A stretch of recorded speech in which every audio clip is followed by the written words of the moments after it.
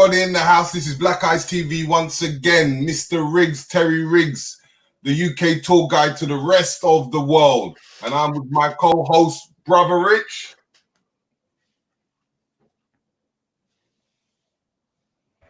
Sorry, people.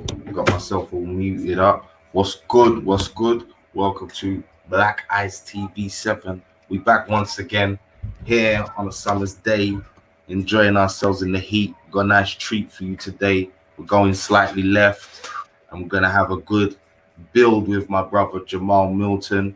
But while people's coming in, my brother's got some tracks. I wanted to just play a quick track. Let everybody hear that while you're coming in, getting acclimatized. Hit that like button. You know what time it is.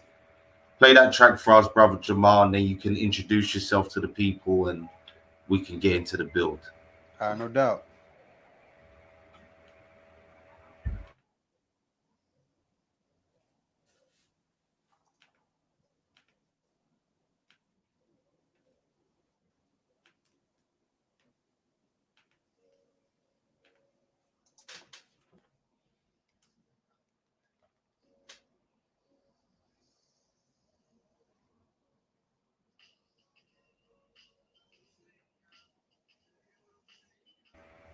You can't hear anything.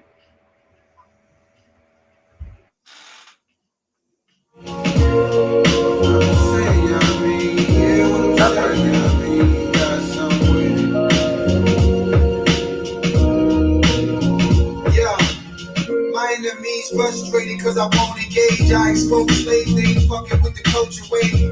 To the old and great, holding on the vocal lane. In the streets or internet like an open J.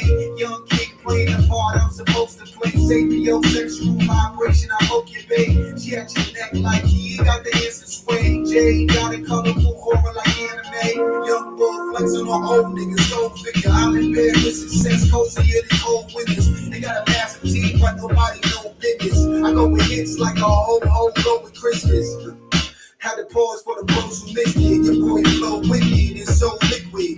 I speak life from my own bridges. My goal blizzard, only cause I'm so gifted. What I'm saying, yeah, I mean, yeah, what I'm saying, yeah, I mean, got something with it. Whoa. What I'm saying, yeah, I mean, yeah, what I'm saying, yeah, I mean, got something with it.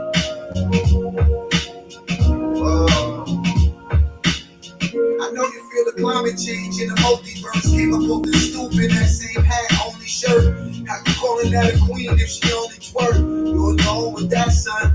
Lonely bird, move authentic. Views all tinted. You know that I can't be in them 2 doors rented.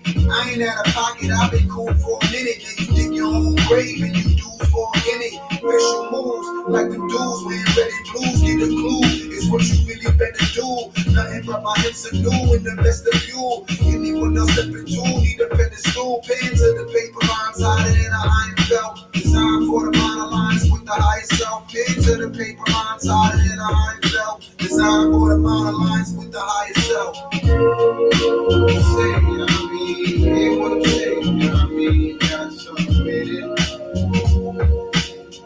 Whoa. What I'm saying, you know what I mean? Yeah, what I'm saying, you know what I mean? Got something with it.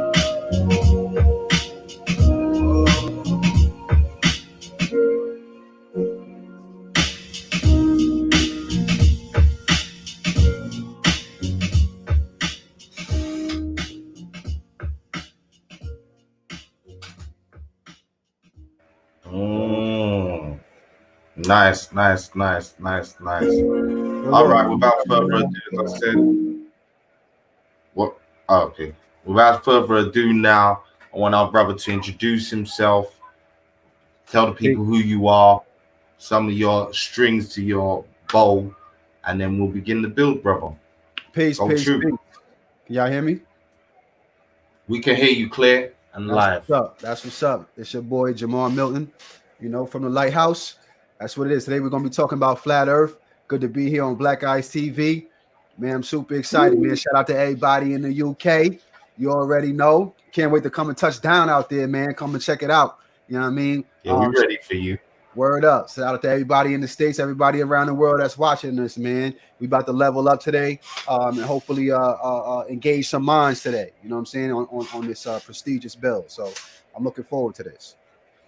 No doubt, no doubt. Now, again, I've known you for super long, but we definitely connected. We're definitely in the same mind. We already did a little build already, a digital event. So I know you're definitely come from the Kemetic mind state and space. But for the people, talk about some of the stuff that you do, because I know you just mentioned Lighthouse Family. So tell the people about your movement. Tell the people where they can find you. Obviously, you've got a YouTube channel as well.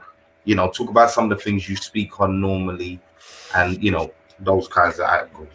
Yeah, absolutely. The Lighthouse is my organization. It's a movement. It's pretty much like-minded, conscious individuals such as myself. As you all know, I teach from a Kemetic standpoint, and it's just a bunch of individuals. We wanted to set up something that people that are first waking up, or even people that have been woken, that are looking for people that they can rub elbows with. That's one of the things that is hard to find in the conscious community. Sometimes you feel alone. You know what I'm saying? When you're the only person on your timeline that's thinking what you're thinking, and you scrolling, you see a whole bunch of bullshit on your timeline. You wish you had some individuals that was feeding your soul the things that you want, to see. So Right. from the moment, so the Lighthouse is once you join the Lighthouse, you see that begin to change. Like once you log on to Facebook and you connect into that group, you start to see your whole timeline begins to transform. It makes it a lot easier to purge your social network when you got a bunch of other people that you can lean on supporting you in your like-mindedness. You know what I'm saying? So that's what the Lighthouse is about. It's not just a clique. It's not just a bunch of people that's just popping shit. Like we get together. We've done drives for Flint, Michigan. We traveled around the world. We went to Africa. I brought 50 people to Africa with me for the first time. They all got to experience that with me. My first time going to see the pyramids. We live stream from the pyramids. Like, who does that? You know what I'm saying? So, it's just that's the type of stuff that we into. We travel the world with one another and we love on one another. You know what I'm saying? It's real. It's not just for show. It's not just for clicks and likes. Like we actually get together. We have a reunion every year. It's a family. So it's a way different infrastructure from what we've been used to in the conscious community. It's very, very real. So that's what the Lighthouse is all about. And so you can find us at www.thelighthousemovement.com, www.thelighthousemovement.com. Right, no doubt, no doubt. Now we saw you just play a little music video. Peace to Melanated Goddess. Peace to your Lighthouse family in the chat room. I seen them show up. So big up to all of those people.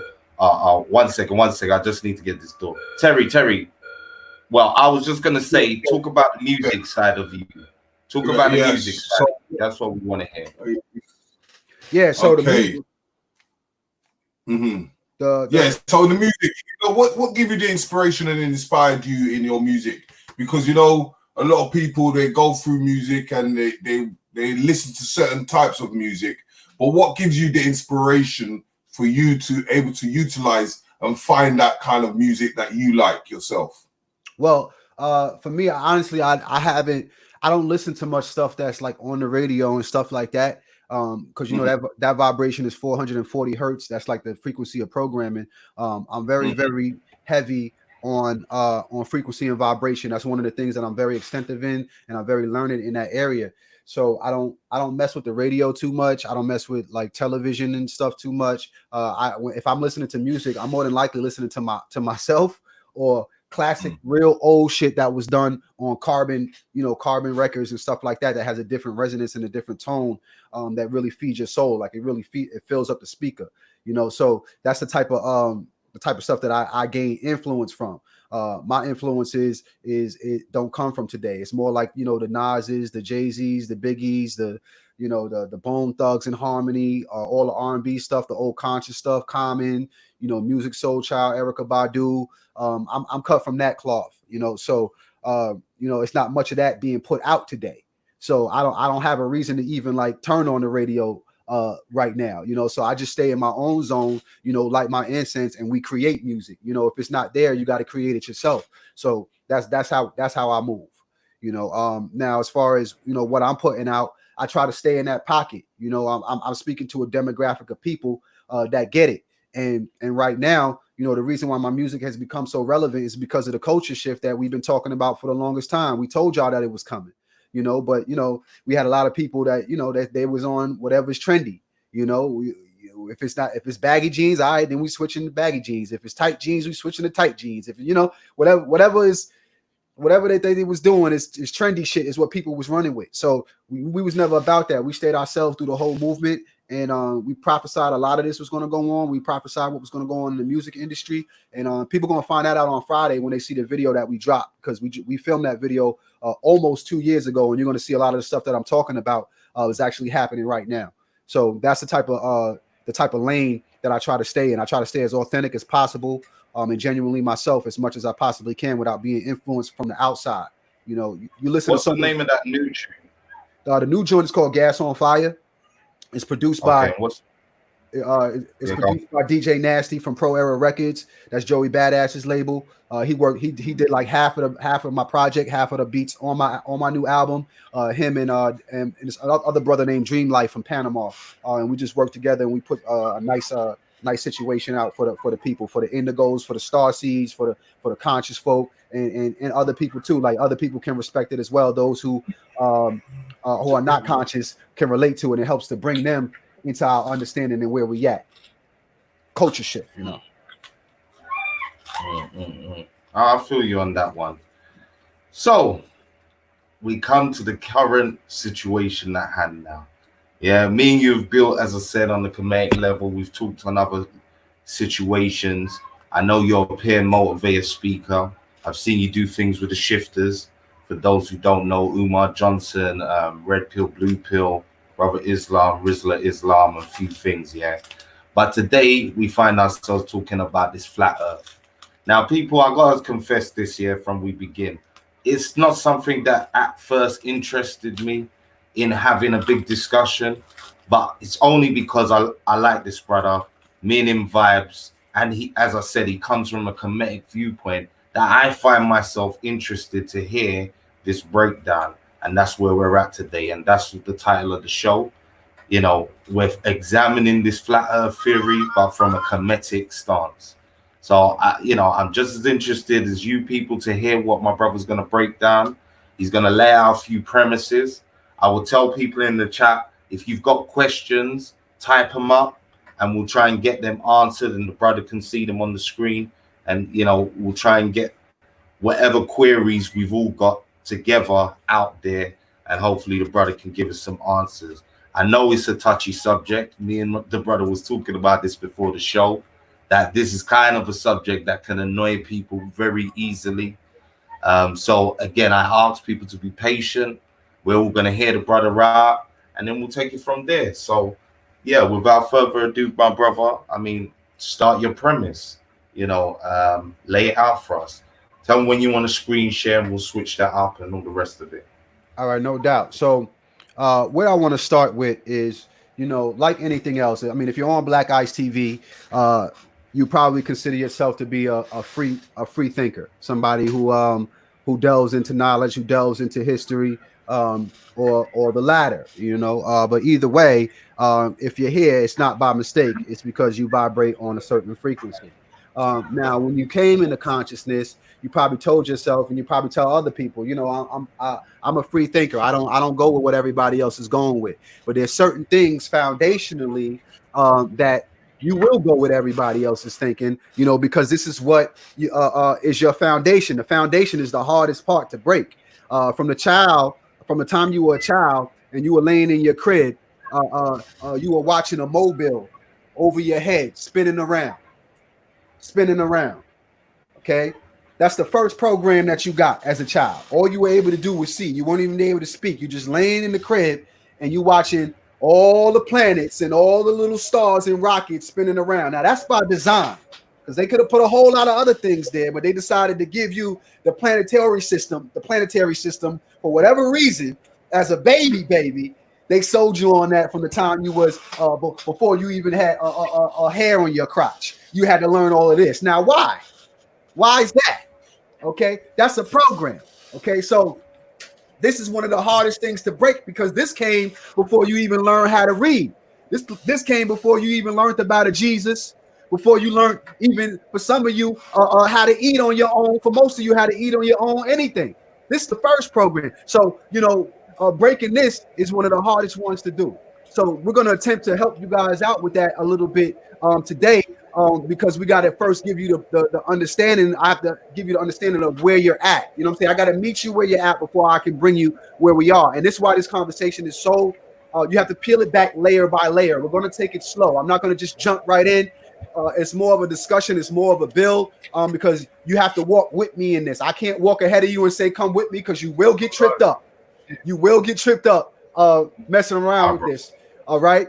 Yeah. So what I want to do is, let me see. Cool. The first thing, I'm gonna pull up some stuff here for us. So let's start with what the Kemites, how the Kemites viewed the world. Okay, let's start there. I'm gonna do a screen share. Just give me a second here.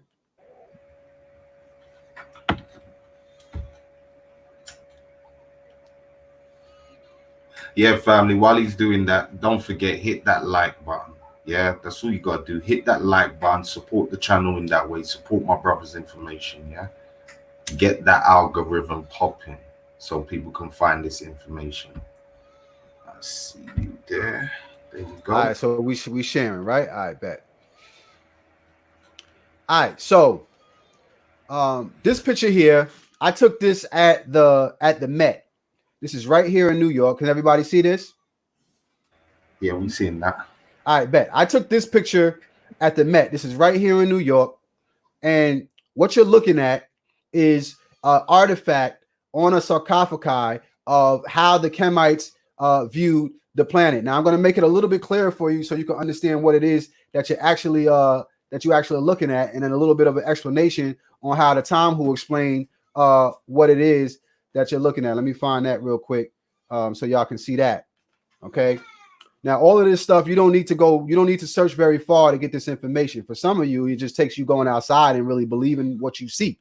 But in this case, we're going to deal with it from a Kemetic standpoint. So this is the depiction of the world from the sarcophagi of Werish Nefer. Okay. Dynasty. This is early dynasties. Okay. We're talking 300 BC. Okay. I'm going to read this out. It says, this is one of the first known representations of the world as round. Okay. Now that's a key word there. Okay. It is framed by the body of Nut, goddess of the sky, who is supported by the outstretched arms of Shu, the atmosphere, and her feet lies the earth, represented by the uplifted arms of two legs, a rebus for the name of the earth of God Geb. The world is shown in the center of this frame as three concentric circles. The outermost circle is bordered on the left and right by goddess, representing the east by Nut's leg. So if we break this down here, this is what you're looking at. Okay, and we all know about Nut and Geb. For most of you should know about Nut and Geb. This would be the sky here, right? And then this would be the earth here. Okay, and then this would be Kemet in the middle here. So everything else here is what is surrounding Kemet or Egypt. Now, the Tom who are very clever with their spells, and you have to pay attention to this. And when we talk about spells, we're talking about words. Okay, we use pictures for a reason, because we can't fool you with pictures. We can fool you with words. Okay, if you're not in tune with it. So they use the word round here. Round.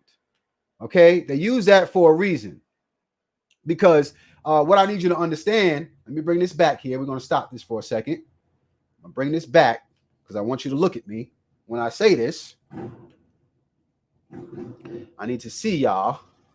Okay, so now there's a difference. There's a difference between something that is round, okay, and something that is a sphere. Okay, a coin is round. You with me? Coin is round, but a coin is not a sphere. Okay, you have big coins and you have smaller coins.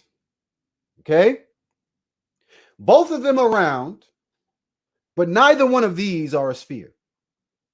Okay, so now it is my contention to say that the earth is indeed or could be round according to the Kemites, right?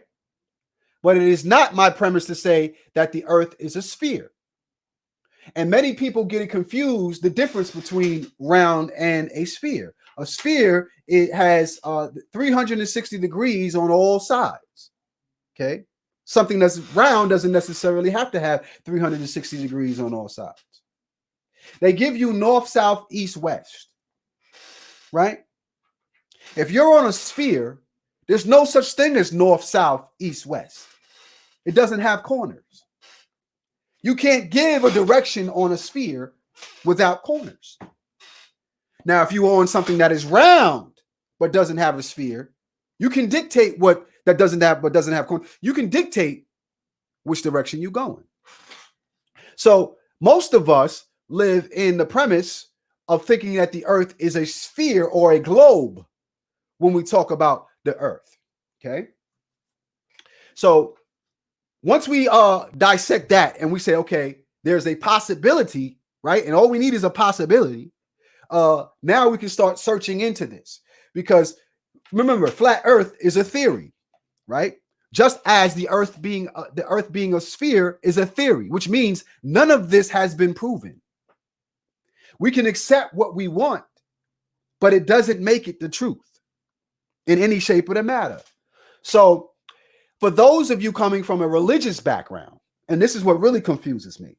If you're coming from a religious background, it blows my mind that you actually believe in a spherical earth, because your religious background taught you the total opposite of that, especially in the biblical text. The biblical text talks about the firmament, I don't know, hundreds of times in the biblical text. The firmament is essentially a dome that covers the earth. Okay, can y'all see this here? Can y'all see this? Hit your screen share button, bro. I thought I did. Hold on. Let me hit that again. Okay, here we go. Right, boom. Now we can see. So this is a breakdown of the book of Genesis, and you can I'm gonna make this screen full screen while you're sharing, so people can really see it. That's fine. That's all. Here is your biblical text, and it mentions the firmament I don't know how many times. Not only does the biblical text mention the firmament, but the Quran does as well. This is the breakdown of the Quran and what they say that the earth looks like. And it gives you a dome with an ocean above and an ocean below. Okay. Now let me go to my files here, because I want to show you something here about the ancient cosmology, and how for some reason, when you deal with all ancient cosmology, everybody gives you the same depiction in ancient cosmology until you run into NASA. Until you run into NASA, everybody else gives you this: a dome, a dome, a dome, whether you want to be Native American or Hindu, right? Everybody, the Indians, everybody's giving you this. But then when you get to here, you can make whatever the fuck you want. Huh? It does not make sense why we are the only ones with this. And they give you all these fake clouds that are copied from one cloud, and they put it over to the next. None of it's actually real. It's all Photoshop. Okay? So we've been looking for a real depiction of the earth for the longest time, but haven't been able to find one. Okay? But when you check the ancient maps of all the ancients, I'm going to bring you to a map here. Okay. This is called the Gerardo Mercado map. Okay. Gerardo Mercado. And this dude was a topographer who didn't take a picture of the earth. He actually had to walk this and map this out. Okay. The topographers from back in the day was way different from the ones of today. They actually had to do this on foot and measure foot by foot by foot by foot. Now, many haven't seen this map. Okay. But this is a map of Antarctica right here. And on this map, you're seeing what they call Mount Meru in the middle here. And you're seeing these 4 rivers. These 4 rivers are the rivers that they speak of in the biblical text when they talk about the Garden of Eden and where the planet actually started, where human beings were actually living. Okay, and how 4 rivers were running through it. Okay. Now, if you look down here, you'll see one of these islands here is Pygmy Island. Pygmy Island, or where the Twa people come from. The Twa people were considered the people that gave some of the knowledge to Kemet. They were some of the people that they also said were in the Congos of Africa. They're also called the serpent people.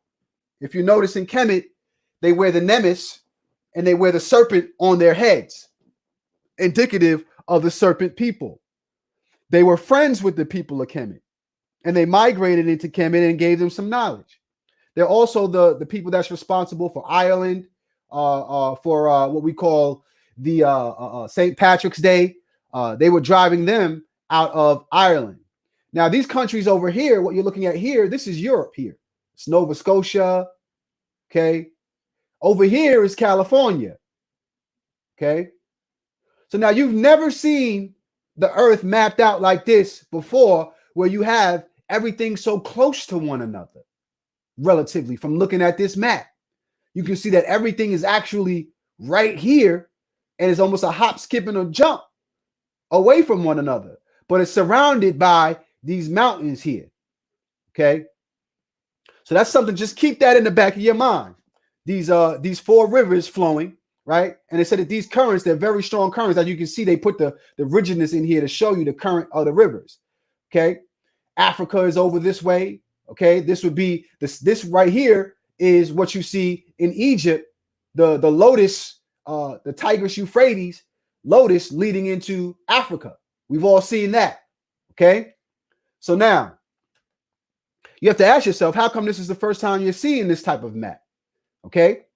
Now understand this is mapped out. So now, did this all change? Where did these islands go? Did they all shift and float somewhere? Like, where did this go? Because this wasn't too long ago. As you can see, all of this is written in Latin. Okay. But now, if you dig deeper into this, I want you to take a look at some of the civilizations around the world that utilize the swastika. Here's the Roman Empire utilizing the swastika. Stay with me. Okay. All this is going to tie into one another. Swastika here. Here's America utilizing a swastika. These are all symbols that were considered bad because of Hitler, right? Swastika here. That's Norway, okay? The thing that brought this home for me, and I got them for all the countries around the world, is Japan, using the swastika. Malaysia. The list goes on and on. I can show you these symbols, okay? All around what the ancients used. Just so you see that we're not skipping over nobody here. This is something that was widely accepted. No religion in the world is widely accepted all around the world, but yet you find the same symbol no matter where you go around the world. Here you have the Star of David with the swastika in the middle. Now that's weird, considering they're arch enemies. Huh? Let's talk about it. Let's talk about it. What you're looking at, family, is the map that I just showed you of where they considered human beings to come from. Huh? This is what you're looking at when you look at a swastika. That's what they're actually depicting here. This is the center of the world. This is the center of the world. But wherever you live, even in Kemet, they will make you believe as if where you are is the center of the world, wherever you're standing. But that doesn't necessarily mean it's so. See, yeah, even though I'm from Kemet, I know that Egypt is not the center of the world, without a doubt. Without a doubt. And this is one of the hardest things for even Kemites to tackle, that everything is not about you. If it was, we wouldn't have all these different races in the world. When you look around the world and you used to ask them, well, who are their gods? All the different deities around the world, they give you this. They give you this. What you're looking at is the Mikado mat, the swastika. Look, you're looking at the swastika. Huh? Sumerians, all of them knew what this was. They all knew that the earth was possibly not necessarily a sphere or even round, but it was probably a lot larger than you think. A lot larger than you think. You see, when we talk about flat earth, people think that, let me bring this back here for a second. Let me bring this back here. When we talk about flat earth, people think that we're saying that that this is all there is to see in the world. That you go a certain distance and you're going to fall off the planet or something like that. That's not what we're saying. What we're saying is that the earth is quite possibly a lot larger than we think, and that the sun is not as large as that they've taught you, and it's not as powerful as they've taught you. The sun can only light up certain areas of space more so than light up the whole planet. If the sun was as big and as large as it would be lighting up everything that you see in the sky. It's clearly not as powerful. It works like a spotlight more than it works like something that's luminescent to illuminate everything. You see what I'm saying?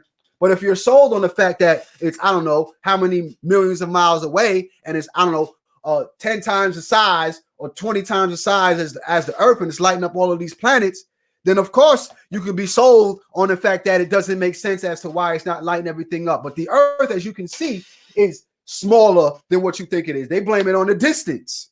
They blame it on the distance. But that doesn't make any sense when we deal with the mathematics. The mathematics is what messes them up. As a matter of fact, this is what they sold you. Let me go back here. I want to show you what they showed you as far as a picture of what the Earth, the sun actually looks like, which is funny as well. When you Google pictures of the sun, this is what you get. This big orange blob of, looks like, to me, liquid magma. Okay? Now, clearly, when you look in the sky, that's not what you see. When you look in the sky, you see something that look more like this. Okay? They trying to tell you that this and this is the same thing. That this and this is the same thing. Doesn't even make any sense.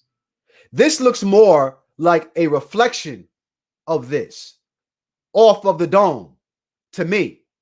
If you've ever looked at a magnifying glass or had the sun through a magnifying glass, it creates this aura just like this because it's a reflection. It's not the source of the heat. It's not the source of the light. It's reflecting off of the ocean water, off of the dome. The same way the sun shines on the horizon. That's what you're looking at. But you can be sold to believe whatever you want to believe. If you're programmed that from the time you're a child, you're taught not to question it. You're taught that the sun is the sun. That's what it is. So what I want to challenge you today is to rethink not just the shape of the earth, but also the size of the earth. Because anytime they tell you that, they're going to outer space, let me go to Google real quick to pull up some of these images real quick, because we're going to play around with that too. Because they'll tell you that they visited these other planets and all that type of stuff, and they have you really crazy out here. I'm gonna put in space shuttle flight pattern. Space shuttle flight pattern, and I'm gonna go to images, and I'm gonna show you what a space shuttle looks like taking off. What a space shuttle looks like taking off. Now check this out. If you're taking off to go to outer space, family, what you doing this whole loop-de-loop shit for? Shouldn't you be going straight up? straight up in the air. What's this loop? Where are you going when you do this loop-de-loop? Well, if you study the trajectory, of where these things are going, they're actually shooting off towards the Bermuda Triangle. NASA is the biggest crooks that you'll ever want to find. And I'm going to prove that to you too. Okay? They're actually here. We got right here. Somebody actually broke it down. That's where they're going. This is why they take off from Florida. They do a loop and they go to where nobody else goes. Right here in this Bermuda Triangle area is where that's going when you study the actual trajectory of where they're going. If they're going to outer space, they would just shoot straight up in the air and go to outer space. As a matter of fact, and before I go back to that, if you studied an airplane, and ask any pilot this, you studied an airplane, when it's flying, considering that they told you that the Earth is rotating, right? Shouldn't you have to adjust for the Earth's rotation if you're flying, or if you're picking up or landing your airplane? You would have to adjust, first off, while you're flying, 8 inches per square mile every time you fly. You can't fly straight. They call it an airplane for a reason, because you're flying over a plane, a flat plane. You're not flying over a sphere. If you were flying over a sphere, you would have to turn the nose of the plane downward 8 inches per square mile every time you flew. You'd have to keep your hand on the goddamn wheel and keep pointing downward, because if not, where would you go? You go right out to outer space. You go right to outer space. So I challenge you to do the knowledge for yourself. The next time you take a flight anywhere, ask the pilot, do you have to adjust the plane for the curvature of the planet? Do you have to adjust the plane? No pilot would tell you that he has to adjust his plane 8 inches per square mile, though they tell you that the planet has a curvature of 8 inches per square mile. Let's keep it moving. Let me show you some more stuff. Let me go in my bag real quick. I think I got some more in here.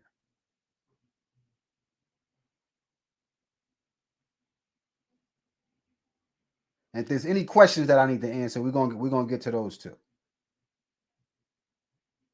That's all. You know we are. I told the people already in the chat room, get them questions fixed in your head. I need them We're gonna questions. bring them in a bit.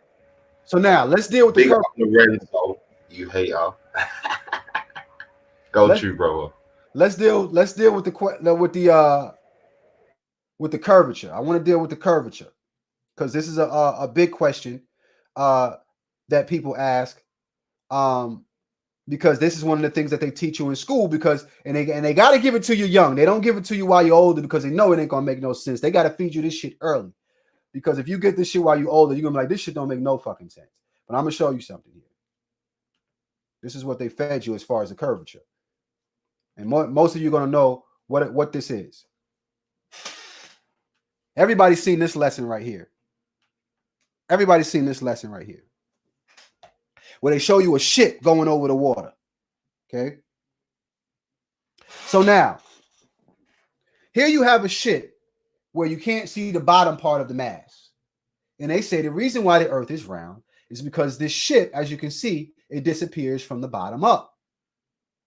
But what you're actually looking at is actually your eyes, the limitation of what your eyes can see. Because if you take a pair of binoculars and you aim it in at this same ship, all of a sudden this ship will miraculously just appear, top to bottom. You'll be able to see people on the ship walking around the whole 9 yards. But you have to actually take the initiative to do the experiment for yourself. There are people on YouTube who have done this experiment and it actually showed you that the ship will reappear if you use binoculars or a telescope. We don't realize the limitation of our eyes. When you see the sun and it's disappearing and it's not there and it rises, it appears to rise from the water, all you're seeing is how far you can actually look with your own eyes. Birds can see it. Birds know how far away it is. This is why they start chirping before the daylight even actually gets there, because they can actually see it before you can. They have stronger eyes. People need to understand the difference between sunlight and the difference between daylight. Sunlight and daylight are two totally different things. The sun is an electromagnetic force. It is an electromagnetic force, which means the light that you are getting is simply the electromagnetism connecting with the ions in the sky to give you light.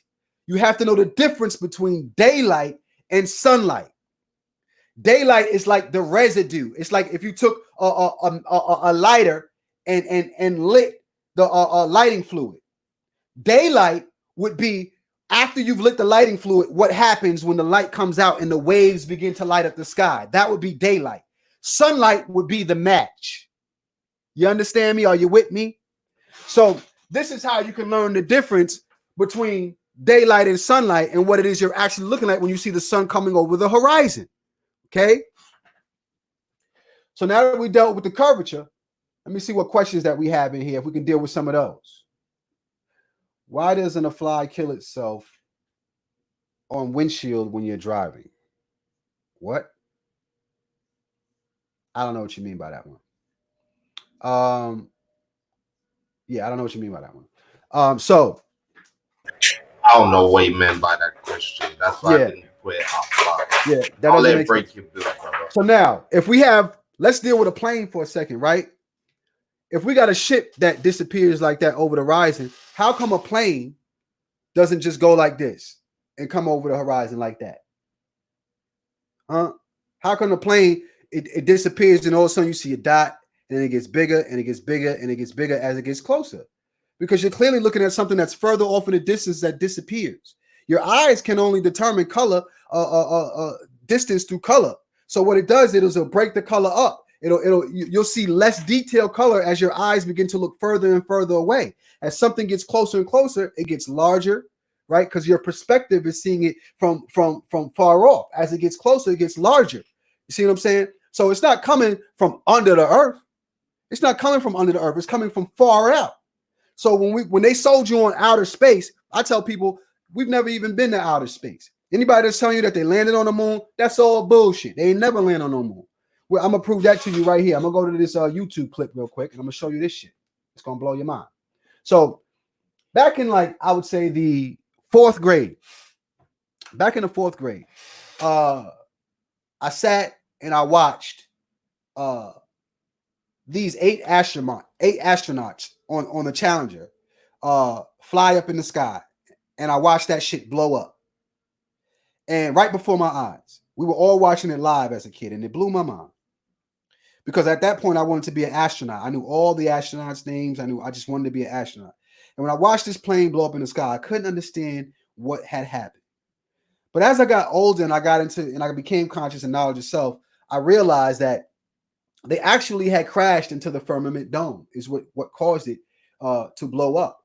And there wasn't people on that. It was only maybe one person, because I found out that all of these astronauts that had supposedly died on the Spaceship Challenger, and you can look this up for yourself, are still alive.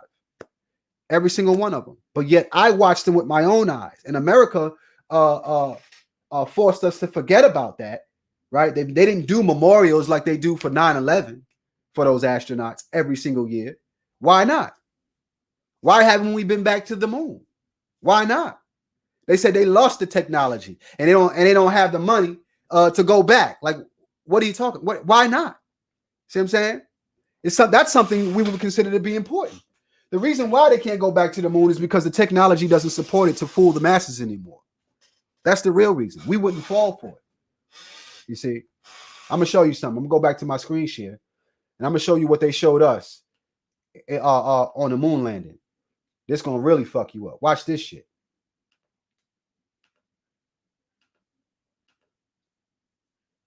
This is Apollo 17 taking off. Now watch this. Push. Mission arm is up. Okay, I'm going to get the pro. 99. Proceeded. 3, 2, 1. Ignition. Burn away, Houston. Vector good. Ag start. Wait a minute. I got to bring this shit back. Push. Mission arm is up. Okay, I'm going to get the pro. 99. Proceeded. 3, 2, 1. You telling me You telling me that this is exhaust from a flight taking off on the moon? These niggas threw glitter at a screen. Huh? We're talking 1972 here. They didn't have the technology that we have today to fool the masses. See what I'm saying? These motherfuckers took glitter, threw it on the screen, and this shit is clearly on a string. Watch it in full. It's an arm is out there. I'm going to get the pro. 99, proceeded, 3, 2, 1. Ignition. Right away, Houston.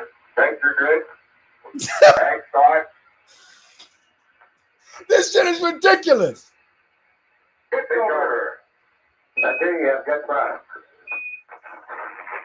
Listen, man. Listen, man. I'm not finna play with you motherfuckers on this shit.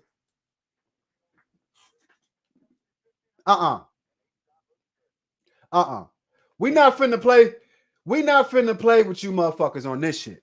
If you believe that's an actual space shuttle on the moon taking off, this is what they shared to the whole world. But back then, we didn't have the technology that we have of computer graphics to really fool the people. These niggas never been on the moon. A day in their life. A day in their life. They sold you through technology and through hearsay. It's all fake. All of it. Anytime you pull up a goddamn picture of the planet and the solar system, it's some CGI shit. Ain't none of it real. They ain't never been to Mars, Jupiter, none of this shit they talking about. They ain't never seen the sun up close. None of them. They get artists and they draw this shit up. NASA is the biggest crooks in the world. Okay? Yeah, who filmed that?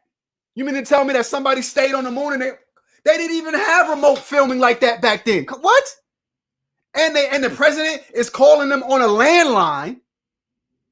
The president is calling them on a landline, calling the astronauts on a landline, saying good job. They didn't even have cell phones back then. You can't even get your cell phone to work in an elevator.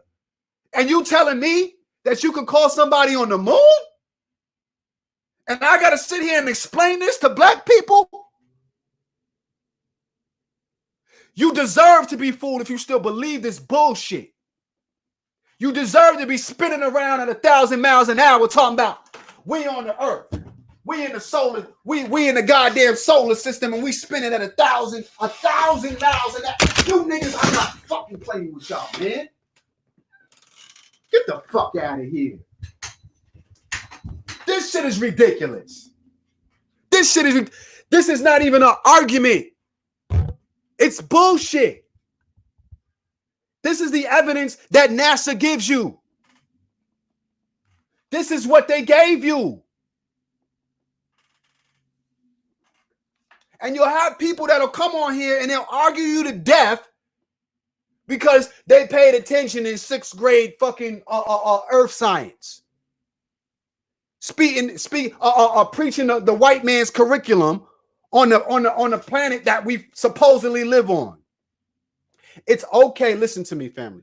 It's okay to say we don't have the information we don't know. First off, you haven't been outside a low Earth orbit to be able to take a picture of the whole planet Earth. Every single picture of planet Earth that you have seen is CGI. It's fake. It's fake. We haven't traveled outside low Earth orbit. The astronauts will tell you that. If you haven't traveled outside low Earth orbit, you can't give me a full picture of the entire Earth because you haven't gone further enough out into outer space. Okay? And for all you Christian folks, all you spooky folks that want to say the Earth is real, I ask Christians, I say, where's heaven? Where's heaven? And the Christians say, yeah, heaven is up in the sky. You fly up in the sky when you die. When you rapture, you're gonna fly up to heaven. I say, well, riddle me this. If heaven is up in the sky, up in outer space or past that, right? How is that possible if you're spinning at the same time? 12 hours from now, heaven that's up there is going to be down there. Huh?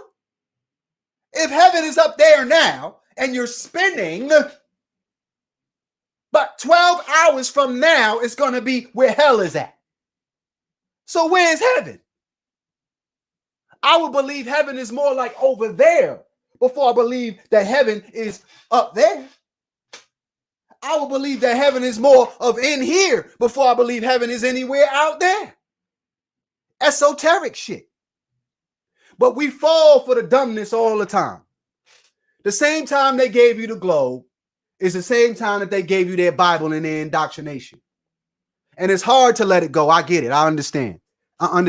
Because this is something that you were literally taught from the time you were an infant in the crib, watching that mobile spin around. They got you thinking you spinning your whole life. Your whole life, you just been spinning. But every ancient scripture tells you that we are encased in a dome. If you ever try to grow plants inside of a bottle or something like that, you'll understand how we actually are. Now, the important thing to take out of this is that we're not saying that the viewpoint that what we see as that round is the full picture of what our earth looks like. What we're saying is that there's a strong possibility that there are more worlds attached to this. If you look at the ancients, they try to illustrate that for you. I'm going to show you something really quick. The ancients tried to illustrate that for you in their sacred geometry.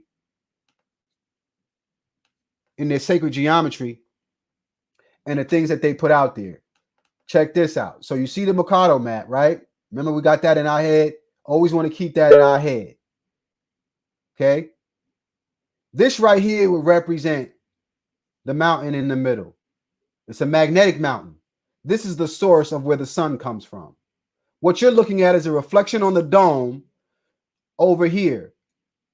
A dome over this. The reflection, you see, it's a magnet. They know. These other cultures know. We're the ones that don't know.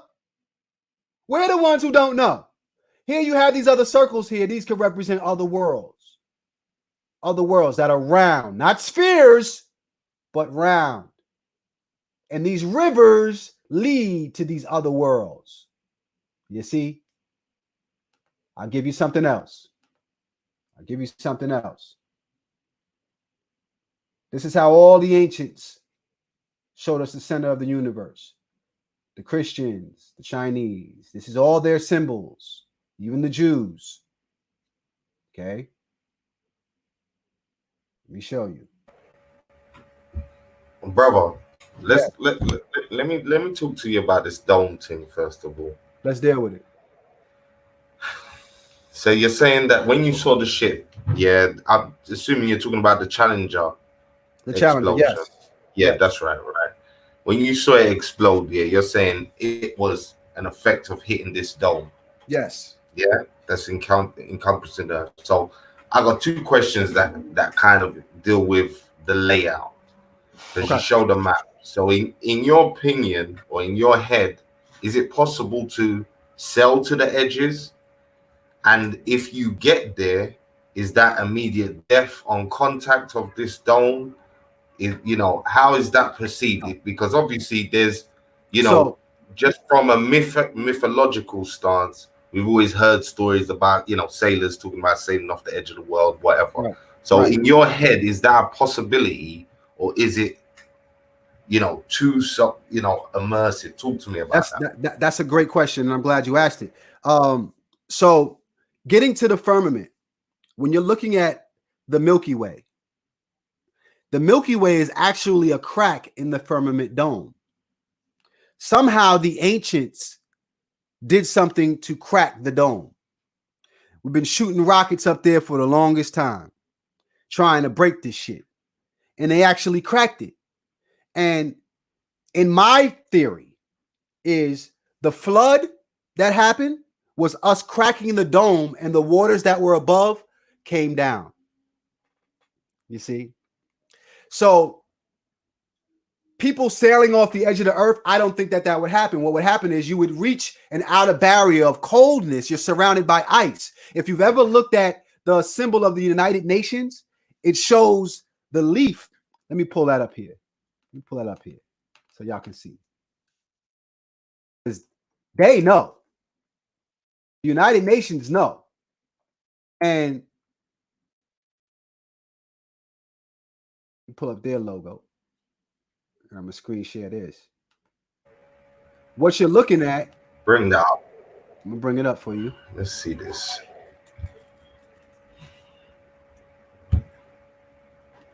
This is the logo of the United Nations.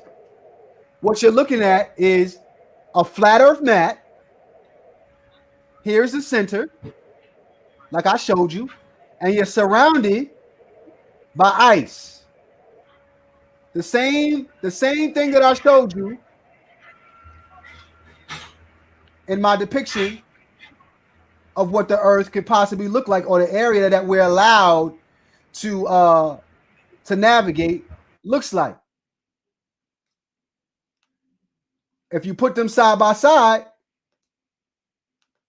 you'll see it. Let me pull it up here.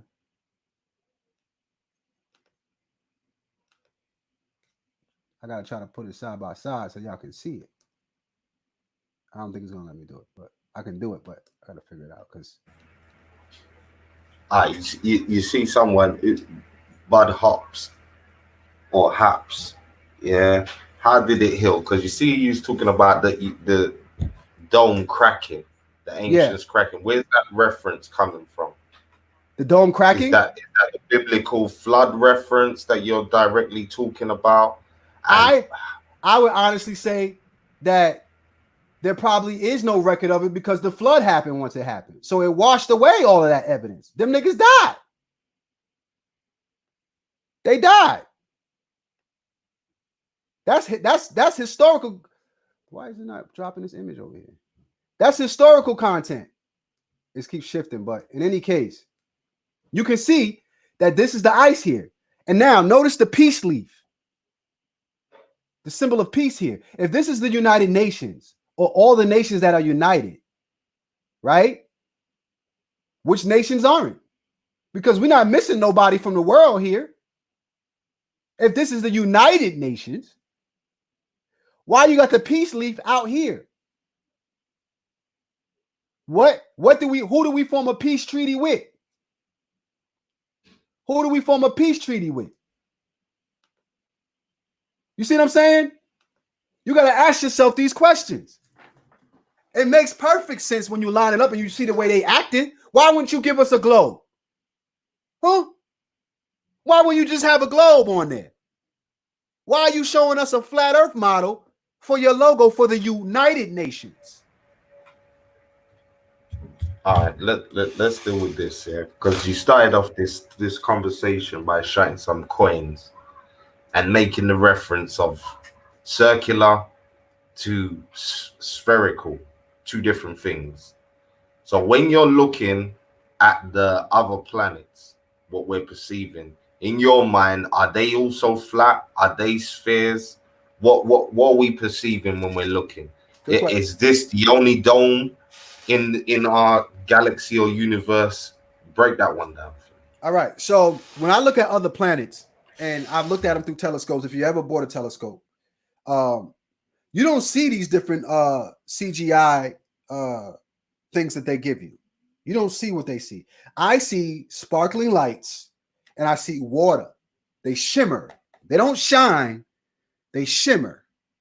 It's almost like if you took a light and you put it behind a glass bottle or something. You'll see the waves going like this. It's clearly water up there. Clearly, go look for yourself. I'm not going to tell you what I saw. I want you to see it for yourself and tell me what you see, because you'll see it shimmer like that. So it's my contention to believe that what we all looking at in that sky is reflections, almost like a disco ball. And the source is coming from either inner hollow earth, where we have Aurora Borealis, where you see that there's some energy over there, definitely coming from there, where that's the same area where Mount Meru is, that area of Aurora Borealis, and you're seeing the reflection from down below up top, and it's spinning around, whatever it is. And the Kemites laid that out in the photo that I showed you. Let me pull that up so you can see here, because I know most of you don't speak Medu Neter or know what you're looking at. when we deal with metal next year. But I'm going to bring this up and tell you what this means so that you can understand the symbols here. Let me share this with you.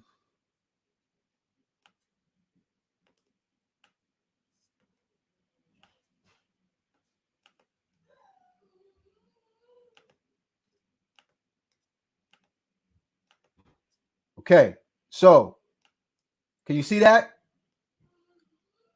Can everybody see this? Yeah, we seeing it. We seeing it. Share it. All right, so if you look here, you're going to see legs on the bottom here. This right here is a symbol for Ka. This is the symbol. This is the symbol for Ka. These arms right here. Ka means the spirit, right? Or where we get all our information from. That's Ka, right? So it's an energy. And if you look down here, you see these legs here. That means that it's moving. It's a moving spirit. It doesn't say that this is moving, because otherwise they would have put the legs on the earth. They put the legs on the Ka. What you're seeing, you see the eye here? What you're seeing is moving.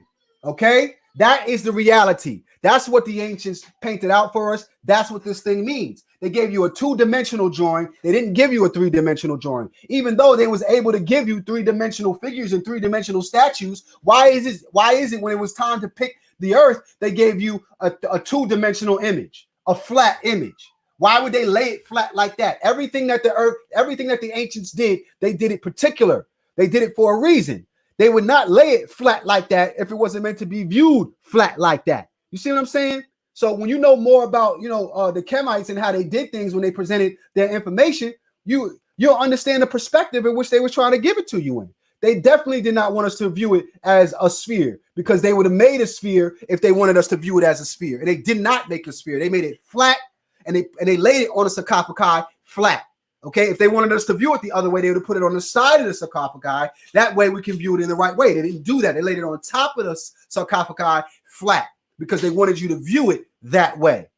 That's the Kemetic perspective. Now, many Kemetic people will battle you on this, and many Kemetic people, you'll find that they're elderly people who were brought up in this for the longest time. They've been brought up just like everybody else in the heliocentric globe and stuff like that. And some things you just can't let go. You don't realize how deep this indoctrination goes, and how much they're willing to trick you. Like, just think about this. They put a whole production together on this fake space shuttle. Why do you have to go to that much extent to fool the people, to make them believe that you actually landed on a planet that you never did? Why would you go to that far in lengths to prove that to you? Are you going to tell me they wouldn't lie to you? You've seen it clear with your own eyes that is fake. So why, if they're going to lie about that, why would they lie about the information that they first laid out for you that you didn't believe? So they had to give you a picture to help you believe it more, because the original documentation was fake. All of it from the beginning. So now we got to go back to the ancients. You know how long the ancients were believing in the flat earth before they started believing in the heliocentric globe? Don't you know it was the conquerors that gave you the spherical globe? It wasn't your ancestors telling you that. It was, if it was your ancestors, it was the ancestors that were conquered. It wasn't the ancestors that actually did it. You understand what I'm saying? So let's be real with it. The ones that broke down the science, come on, man. We can't play these games no longer. We got to start dealing with it as our ancestors started, and we owe it to ourselves, especially in the age of information right now, to dig deeper. Dig deeper. Right now, the shape of the earth should no longer be a theory. We should have factual information like we have anything else. That's pretty important, don't you think? What we're living on and what our purpose in life is here. We're here and everybody doesn't know what the hell we're doing here. We think we're just spinning around. No wonder we keep repeating the same shit over and over and over and going through the same cyclic patterns as a people, because we think that we're actually spinning. Well, listen, this is okay. So this leads to the next point now, because you just said something interesting. That again, based on that knowledge, it alters the way that we're living. It alters the way that we're perceiving certain things. So in your way of thinking, how does that affect in the most negative way, and how is the most positive aspects we would have or benefit from understanding this flat earth situation? So how does it benefit? How does it benefit? Yeah. From knowing the flat earth situation, and what's our greatest negative from believing in the globe situation. Gotcha. Okay, so the way that it would benefit us is by knowing that there's more out there as far as territory and land masses for us to potentially be able to go to, that we don't have to stay under this indoctrination of this new world order. We can, get up and leave whenever we feel like it, if we want to go and explore. One thing about the Tom Who is they have no problem with hopping on what they call a space shuttle, no problem with getting suited up and going to the top of the Himalaya mountains and being explorers. Where's the last time you seen a black explorer? Huh? Somebody's just going out into places where nobody's gone, where no man has gone before. Huh? We don't do that. We're not into that. We stick to the protocol of what they tell us we're allowed to stay on. That's a problem, because at any given time, if they're controlling this shit, they can build or destroy whenever they feel like it. You see what I'm saying? So we're under indoctrination by staying here or thinking that there's no more for to offer us. So that's the biggest, I would say, mishap, is the fact that we can fall under rulership of foreign people, of foreign conquerors, because we think that the earth is a perfect sphere. It just so happens to be 360 degrees of territory that you're allowed to go. Just think about this, man. If you was working in your job, right, and somebody said, this is all the land we got to cover. You know what I'm saying? Wouldn't you pick a shape and say, hey, listen, you take this area right here. You take this area right here. That's your area. You take this area right here. That's how you would draw it out if you wanted to make a blueprint. Why would any source, ultimate source that created the world, take a ball? Just think about this. Take a ball, put people on it, and just spin it in the air and say, yeah, that's it. That's fly, and walk away from that shit. That don't make no sense. It's so much more to it.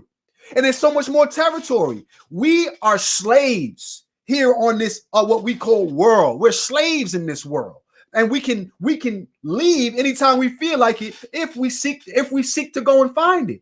But because we've just accepted what the doctrine and the indoctrination that they've given us, and not actually proven that their indoctrination is right. Nobody's proven it. It's still a theory. It's because we haven't proven that it's wrong or right. We owe it to ourselves to delve into this information and see what best we can do to get the truth out of this matter. That's where we're at with it. It's limiting our ability to expand our thought. We think that this is all there is, and there's nothing more for us to gain. All right, but let me say this though: doesn't the fact that if we're under a dome? So wait, let's reverse this before I even say that. Do you believe in space travel? Do you think we can leave this Earth and go anywhere else, in your opinion? What I believe is that, let me see if I can find my book here, if I still have it. And it's a good book that I recommend that everybody get. I don't know if I let somebody hold it. I gotta see. I wouldn't let nobody hold that book. I want to see if I can find it. It's called the ISIS Thesis, not the ISIS Papers. It's called the ISIS Thesis. It's a book that I recommend for any and everybody. It's written by Judy King. It's one of my favorite books. I can't find it right now. I think here it is. Hold on one second. In this book, it kind of breaks down what the Earth could possibly look like, and it gives us a good breakdown of areas where people in space shuttles could possibly be going when they're claiming they're going to outer space. On both ends of the spectrum here, on both ends of the North Pole and what they call the South Pole, there's what we call the cusp, and this cusp is where there's zero gravity. So you can kind of hang out there. If you look at this, if you look at this, it's kind of like where you see that loop-de-loop where they go in from Florida. This is where they're going. They're going to the area where it's zero gravity.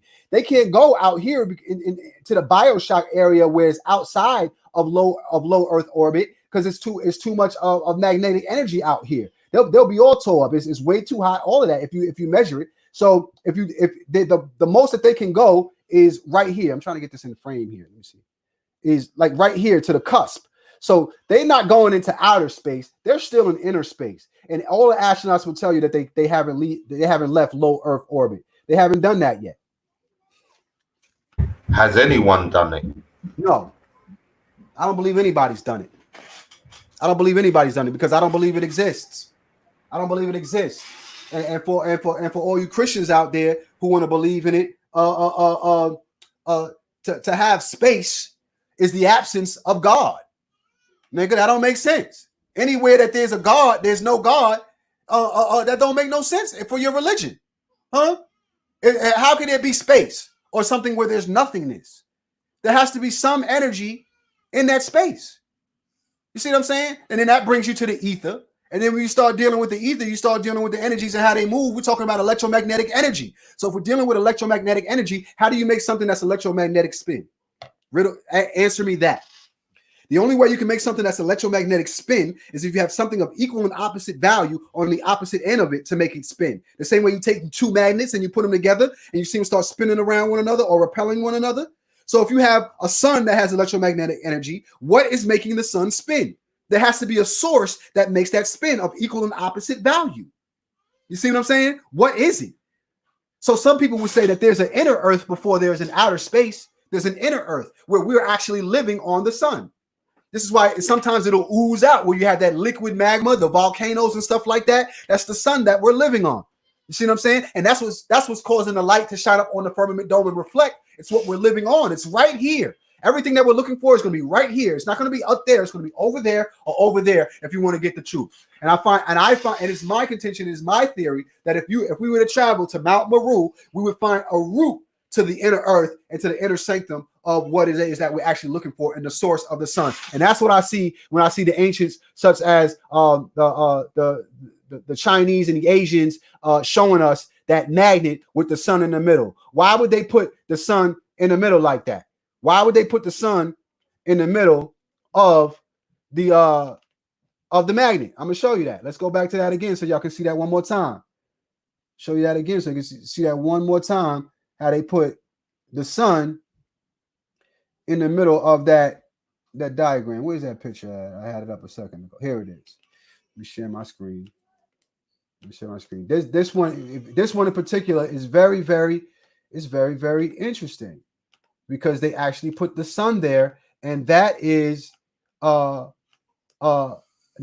this hits the nail on the head when they put the sun right here and they put the magnet around it. It's showing you that this is electromagnetic energy. This is the source of the sun. Here's the mountain, okay? And all of this is tied into Mount Meru, okay? All of that is tied into also Hitler. If you go back in the day, remember when Hitler sent ships? He sent ships to Antarctica. He sent ships to Antarctica, and they did Project High Jump and all of that. And they went over the wall, the ice wall. And he said he found a whole nother land over there that wasn't cold, that was uninhabited. And he saw woolly mammoths walking around and all that going on. And I believe it was my contention. That's why they wanted to get Hitler out of here, because he was exploring these other lands, creating other races, or what they call Aryan races, in these other worlds, in the places where we weren't allowed to go. And he was setting up army bases out there. He sent troops out there to block people from going over there. Antarctica is the only place in the world where we have peace treaties going on. We have peace treaties going on where you can't fight over there. You can't do no experiments. And yeah, no one can go there. Every country. I hear why? that. Why? But it's nothing but ice. Are you talking? Someone else said something. Someone else just said something. Yeah. So wait, are you saying the Earth is flat and hollow? I'm saying no. See, is there an inner Earth? If you came in late, don't ask no questions. If you came in late, don't ask no questions. Because the Earth is not. We're not saying that the Earth is flat. What we're saying is it's not as small as you think it is. It's way larger than what you think it is. There's a lot more territory out there than they're telling you. And we're contained on this round area that they've created peace treaties with other worlds with. A lot of the things that's happening as far as the United States and what's going on in the world with the New World Order is because of the treaties that they've made with other people. You can only have a certain amount of people living on the planet on this space in this area. And it's for a reason, because we can contaminate what's going on over there as well. So they've created the United Nations for that reason, so that we don't disturb what they're doing as well. And they don't allow you to go but so far. And they give you fear factors of you'll die if you go too far this way. You'll die. Everywhere you go, you're going to die if you go too far. If you go too far in the sky up there, there's no oxygen, you're going to die. If you go too far to the left, you're going to run into the ice and you're going to die. If you go too far down, you're going to run into the heat and the liquid magma and you're going to die. If you go anywhere but where you are right here, you're going to die. Okay? And I tell people, if you're scared to die, you don't deserve freedom. You don't deserve freedom if you're afraid of death. Okay? If you're going to continue to listen to what the Tom who gave you and the white man gave you, the whole goddamn curriculum, and you ain't going to search for yourself, then you deserve to be a slave. You deserve to be here and not know what's going on and have no other resources for yourself. It's worth the experimentation. I remember when I looked into this stuff, when I first looked into this stuff, I said, I must be going crazy. But as I delved into it more, I was like, yo, like, I'm pretty good. I have 20/20 vision. I know my eyes are not deceiving me when I look at shit. I know when something is far off versus something that's way out in outer space and is doing a circular pattern. I know when something is coming at me from down there. I can see that. I ride motorcycles at 200 miles an hour. I can tell when something's coming over the distance and boom, boom, boom. That's a skill of mine. Now, I know some people, their eyes, they can't see 20/20. They got the way bifocals and all that. You shouldn't be in this conversation of what we're talking about. If you can't see clearly, you shouldn't be in this conversation. This is for those who are healthy-minded, physically, all of that, spiritually healthy, all of that. This is not a conversation for those who aren't on that level, because you can be easily bamboozled when you ain't tied in. When you know what I'm saying? It's just too easy to fool motherfuckers like that. I could walk up to you and be like, how many fingers I got up? And nigga be like, 4. I'm like, no, bro, no. So how you gonna tell me what you looking at when you see the sun at a distance that far away? You're not even equipped for this conversation. See what I'm saying? We got to find the elite to have this type of conversation, or what they call the deities, the gods. You know what I'm saying? The ones that's tuned in. That's where we at. Let me say this to the people. Listen, there's 42 people, fluctuating 45. Like the video. Yeah, if you're still here, whether you agree with the brother or not, you're obviously interested to hear something. So hit that like button, show some love to Black Eyes TV 7. You understand? This is a conversation. I specifically asked the brother here to explain his position. You know what I'm saying? It's not something that I personally am into too much, but I felt it needed at least a conversation to happen. Yeah, so just for that and the appreciation of the brother giving his time, please hit that like button and show some appreciation. This is what I'll say to certain people who I can see clearly disagree with the brother.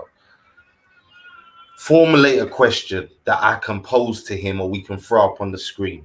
Because I get it. Me and him talked already at the beginning of this interview about the effect of this conversation on a lot of people, and people don't really want to hear it. It offends people's sensibilities because you believe in something for so long. I get it. I understand. That's it. I understand totally. But in order to move the conversation forward, construct some questions that can be posed so the brother can ask. Because I've seen a few of you ask for sources. But again, tell me what you want him to source. And then I will definitely put it to the brother. He's here. He wants to prove a point. So I'm sure he's happy to pull up whatever information he's got. Absolutely. This is the next question I've got. Yeah, let's go. What was you going to say, brother? Go on.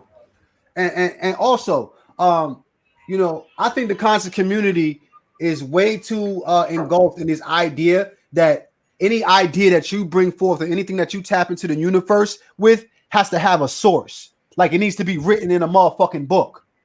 Listen, my people write books. Books don't write people. I'm going to say that again. People such as you and I write books. No book has ever written a person. Okay? Jamaar Milton knowledge is not knowledge that I get from books. Okay? When I deal with books, it's to share my perspective with my peers and see if they linking up with what I'm thinking of. See, some of y'all is too busy being book regurgitators. You might as well go back to the church if you want to regurgitate a book. You might as well open up your Quran and your goddamn Bible if you want to keep regurgitating books all day. Some of y'all didn't even pay attention when you was in school anyway. That's how you found yourself in the conscious community, because you fell off in the 5th and the 6th grade. See what I'm saying?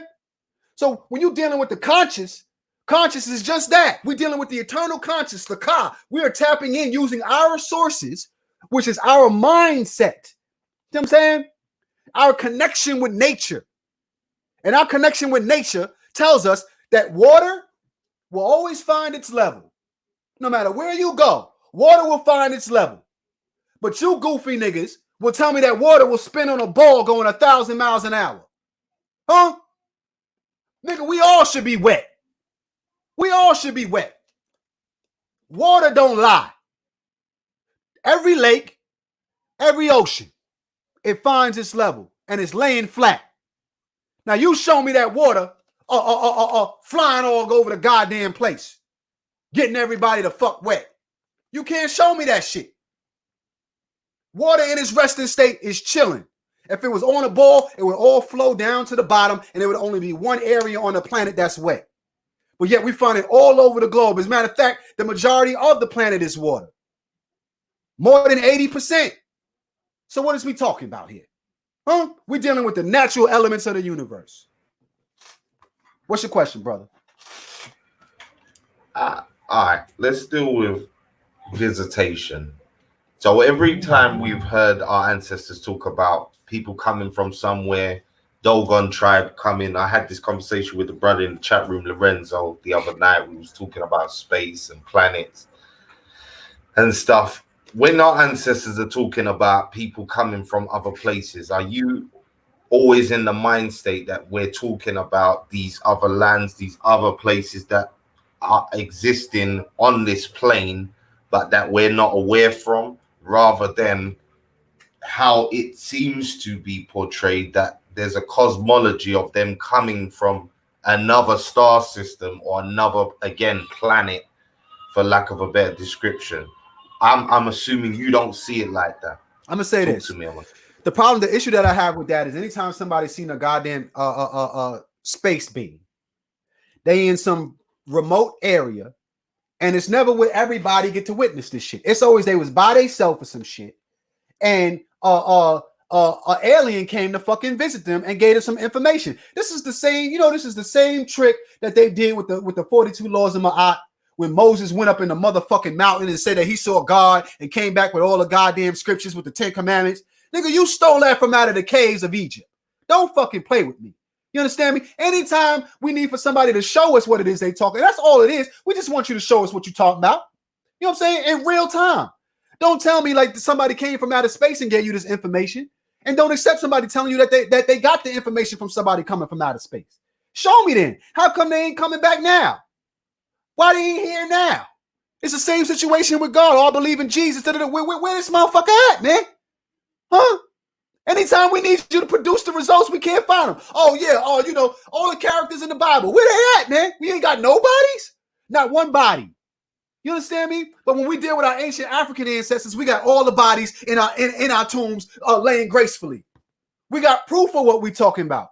We can deal with it in real time. So anybody that's telling me, yeah, I got this from that, I got this from these person from that star system and this star system, the way I see that, when you look in the sky, and this is basic topography stuff from the ancients, the way you would tell where somebody's from is you would say, I come from this celestial star system, that direction.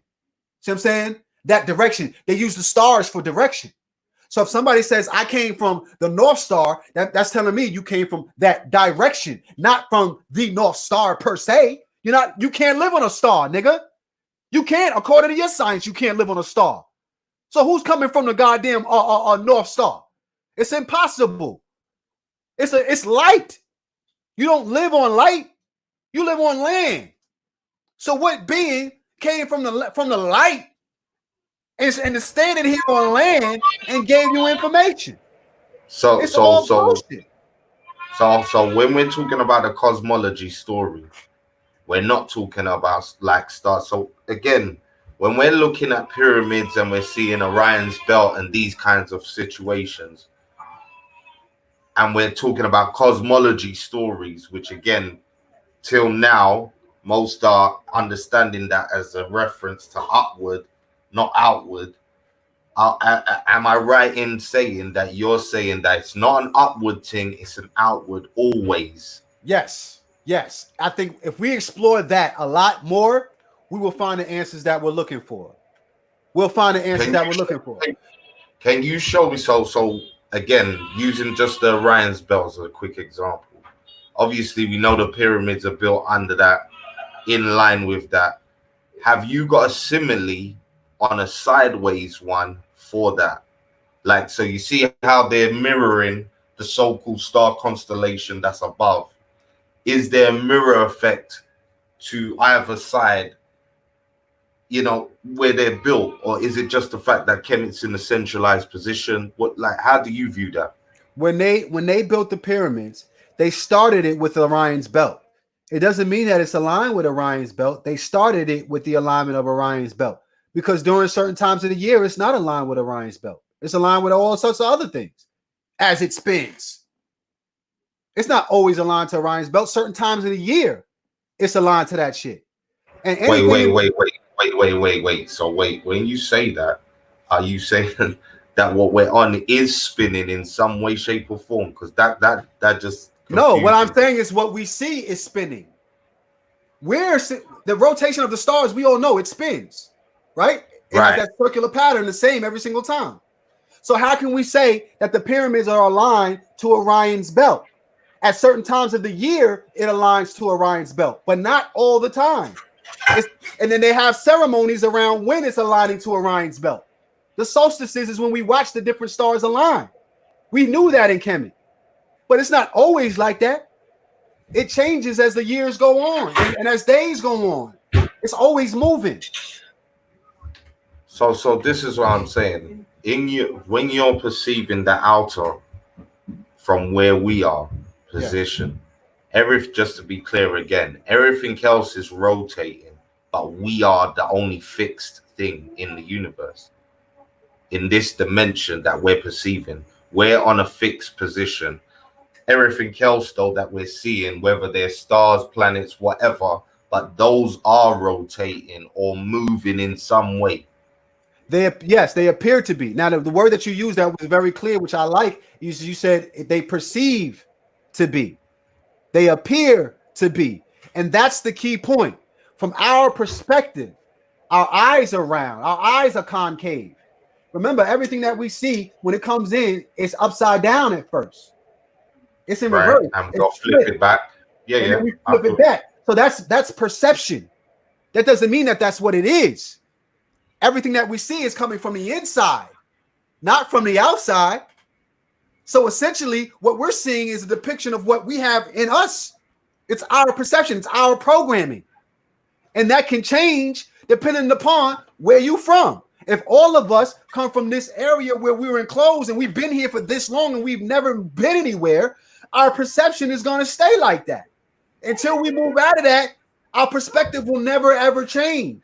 Until we actually get rid of it and actually deal with consciousness as to what we say that we think consciousness is being free-minded and free thinking, and we let go of some of these things, we'll never be able to see things in another light. We'll never be able to have another perspective, because everything that we see is coming from the inside out, not from the outside in. That is a scientific fact. All right, listen, let me just say this quickly. Yeah, Lorenzo, me and you just bucked the other day and started chatting. Yeah, I don't mind your difference of opinion. I don't mind a strong opinion. Yeah, but you can't be abusing people in the chat room. So you have to hold that down. I've just put you on timeout. Yeah, but stop that shit, because I don't want to have to block you. Yeah, there's a lot of new people who I haven't seen before coming over for our brothers following and whatever. Shout out to everybody in town. That's it. Big up to everybody that's supporting the channel right now and supporting the brother, and here to listen whether you agree or not. But again, hold down certain talks. Yeah, it don't make no sense.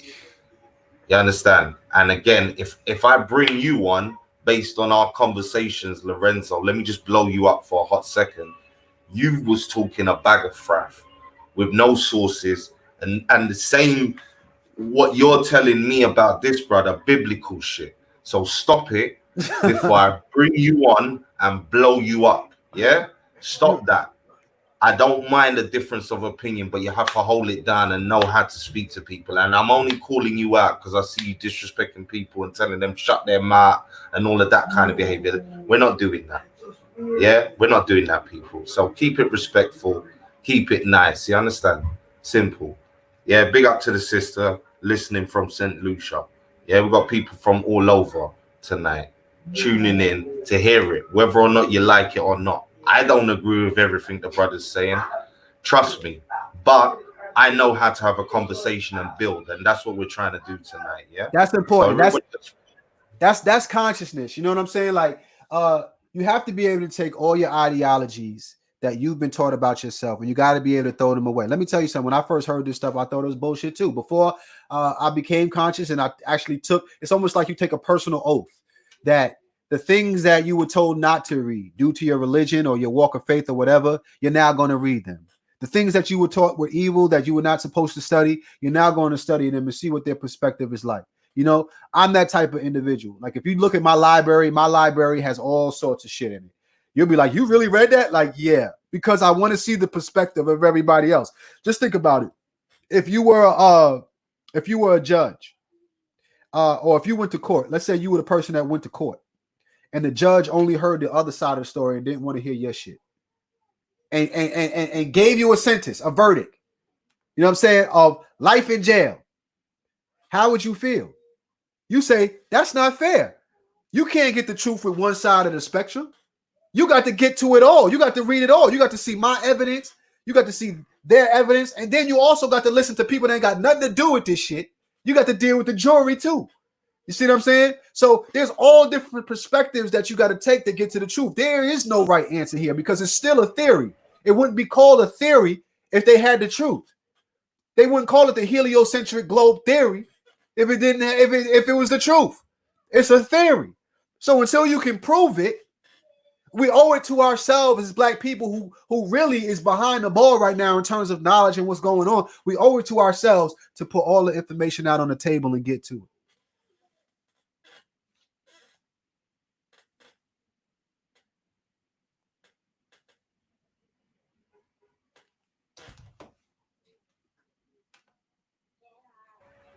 can you hear me, brother? Now I hear you. All right, yeah. Sorry, drop. All right, I got a question here from a brethren of mine. He's talking about the seasons. He's saying, listen, I understand how the seasons work on a globe situation. How do they work on the flat earth situation? Because obviously we know seasons coming in, bringing different conditions. Explain. Okay, so I wish I had a okay, so with the seasons, the sun does this thing where as it's spinning, it goes outwardly, and outwardly even more, like that. So it's doing this thing where it's going inward really fast. It's building up momentum, and you can only do this with electromagnetic energy. And it goes inward really fast, and this is why we have shorter days or longer days rather during that time. And then it goes outwardly like that. Whatever this sun is doing that we're living on and where this energy is coming from, which I believe is coming from down here and not up there, that thing is doing more like it's doing like a top spin. You ever see how a top spins? When you first spin it, it's like real loose, and then it gets bigger and bigger and bigger. The bottom part begins to wobble, and it does this thing like this. That's what we're looking at, and this is what causes the seasons. It's the rotation of what the sun is doing, that energy that is moving around. And that's what's giving us that the area we're allowed to live in, the perfect circle that they're telling you is the globe. See, the globe is essentially whatever the sun can light up. Whatever the sun can light up. This is why they worship the sun so much, because I believe it was my contention that the ancients didn't always have the sun. There was a time we didn't have a sun. And I think that when we got the sun, we fell so in love with it. We started to worship it because it was like our redemption. You know, anytime you have a sun, you're able to do whatever you want to do in that space because it's lighting shit up. What's your reference for that comment there? That you don't think there was a sun at one point?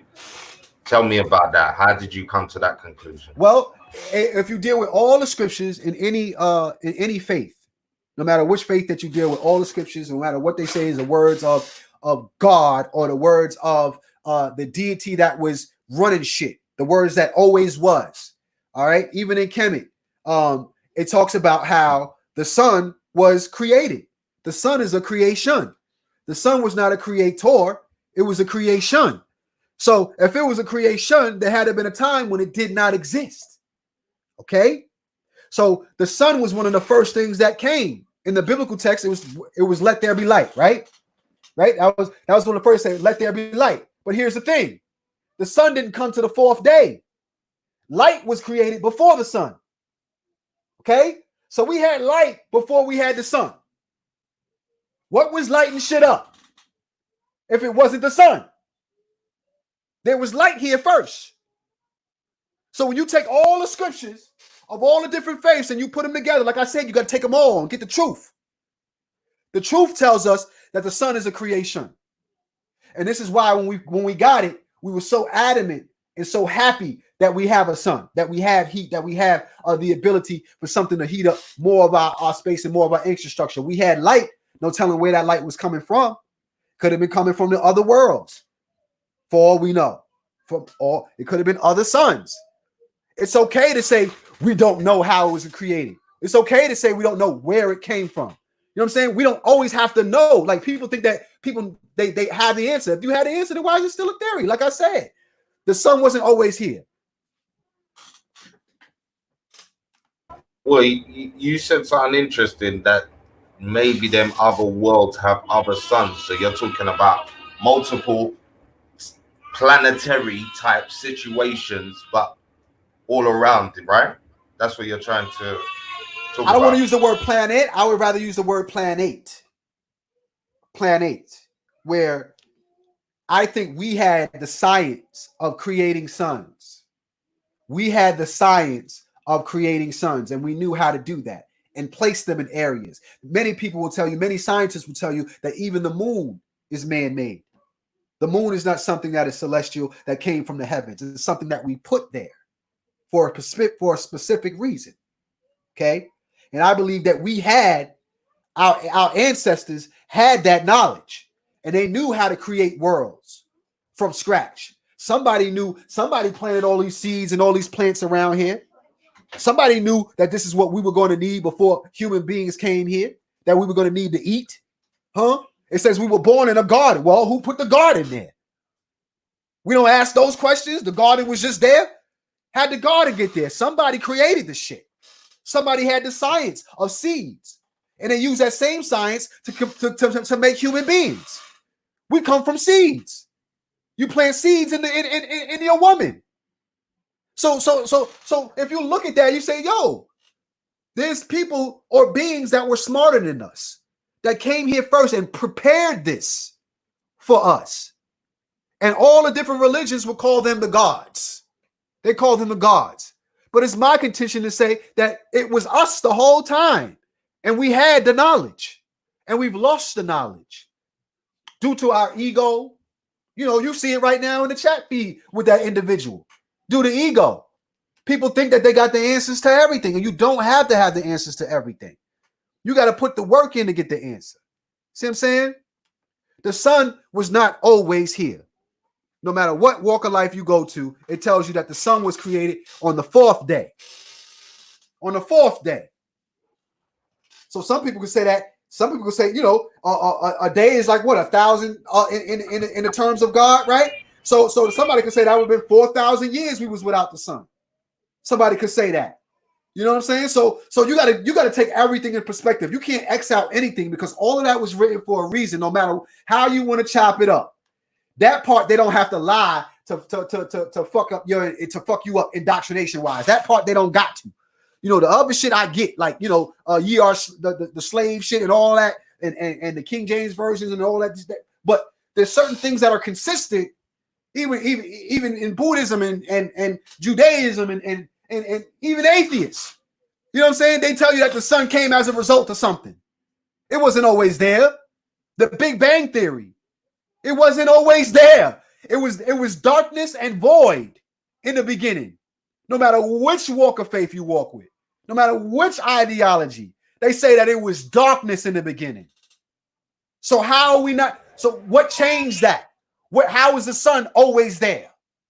The sun, as y'all say, the sun sets it off. The sun don't always stay in one spot. That should be moving around. So, you know what I mean? Like, where we going with it? We got to really delve into everybody's walk to get the answers. We can't just sit on one thing. We just can't.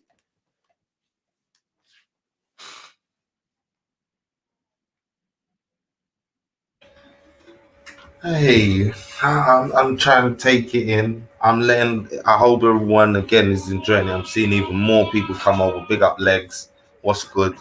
Yeah, I'm seeing the Sanchez crew coming over now.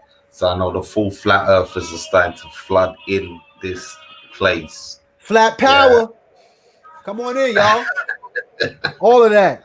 All of that. Listen, when I hear people talk about the sun, yeah, they describe, like I'm hearing you on the corkscrew motion.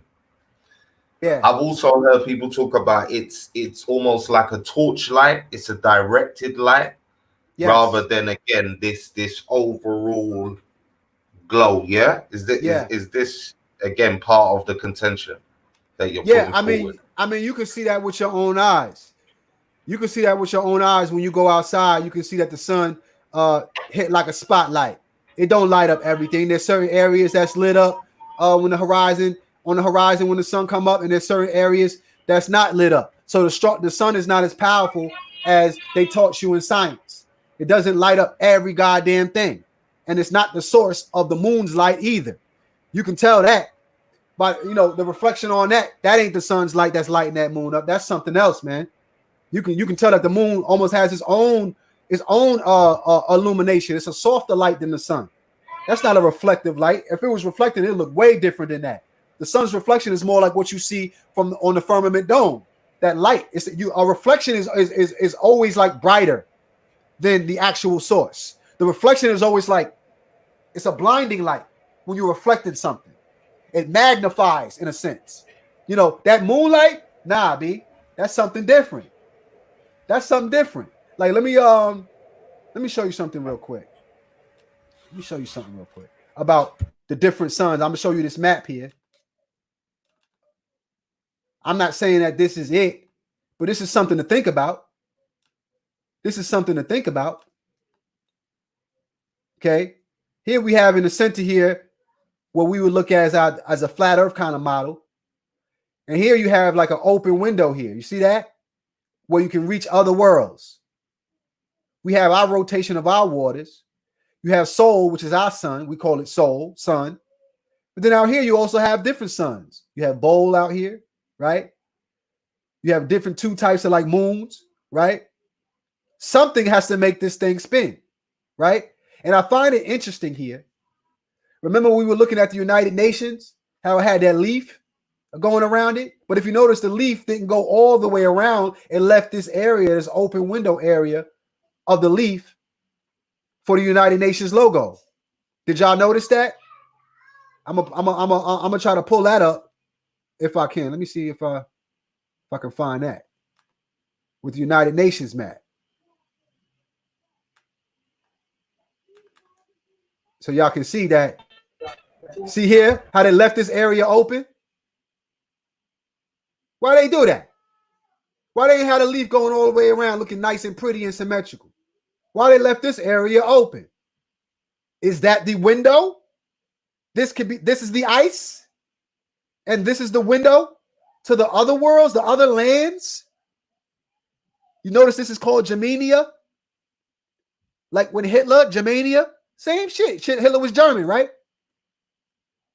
You see that? Yo, can you hear me again, brother? Now I can hear you. Yeah. Can you hear me now? I hear you. All right, sorry. It cut out. Listen, bro, I gotta say this to you, yeah. Yep. I know you're a Kemetic brother, yeah, but a lot of what you're saying seems to be a lot of biblical references. Yes. What do you say to that? Because Yes. again, I know you're Kemetic. Yes. By nature, yeah. So when I'm hearing you talk and I'm hearing you, hold it down, lads. Yeah, when I'm hearing you talk, I'm hearing a lot of biblical references. What's good with that? I always tell people, I meet people where they at. And I know that the global earth situation came about not through the Kemetic people, even though people would like to link it with Kemet. It didn't come from that. That came from indoctrination. That came from the oppressors. So I have to give people a sense of my expertise, my background. My background comes from 35 years of the Christian faith. So I know all about it. I can slice and dice that shit up. And I know that this is where this came from. The same time they gave you the Bible, they gave you the global earth. Okay? From a Kemetic standpoint, they'll tell you that the sun rose from the waters of noon. It rose from the waters of noon. Okay? And I have a problem with that because that tells me that they were speaking from a standpoint of where they are as a centralized location and not from where they have been. And that's understandable for any civilization. You're going to speak from where you at as opposed to what might be true. It's a matter of perspective. If I go to any walk of life, they're going to speak from their perspective as opposed to what the truth might be. And when you're dealing with the truth, you got to have like I keep saying, you got to have all the different perspectives in alignment. And I know that people that watch this, the ones that accept the globe, come from a Christian background, without a doubt, because it didn't come from anywhere else. Well, let me do this for me, yeah. Do this, indulge me for a hot second, yeah. And I know you've shown a few things, but show me, and I'm gonna keep it nice. Show me top 5 Kemetic references to flat Earth, like, because I know the top 5. Forget biblical. For all those people out here in the chat that know about the Kemetic thing, on it, I'm doing something. Go ahead. Recognize it. Go. Speak to them for a second. Speak to me for a second directly. Right. So let's deal with this. Let's start first off, and I'm gonna share my screen in a second. Let me pull it up here. I'm gonna pull up. Everybody's heard of Nut and Gad. Let's deal with Nut and Gad first and foremost. Nut and Gad. And don't get it twisted, people. My brother brought up some of this information earlier. I know there's some of you that are just joining us now. Big up to you. But again, we've covered certain things. So I tell you, go back, watch the whole video. But for me, this is where I'm at. This is why I want to hear this right now. So I'm being a bit selfish by making him pull this. But yeah, this is where we're at. Give me 1 second. I just want to pull this photo up for you. All right. Let me share the screen. And this is interesting because I'm very, very particular on the details. I'm very particular on the details when I deal with Kemetic glyphs. Okay. Can everybody see this? Yeah, we're seeing it. Nice and clear. Let me make it full screen. So here you have Nut. Here you have Nut, which would be the firmament dome. The firmament dome. Here you have Gab, right? Notice, Gab is laying flat. Gab is not in a ball. Gab is the earth. Gab is laying flat. That's the first key right there, right?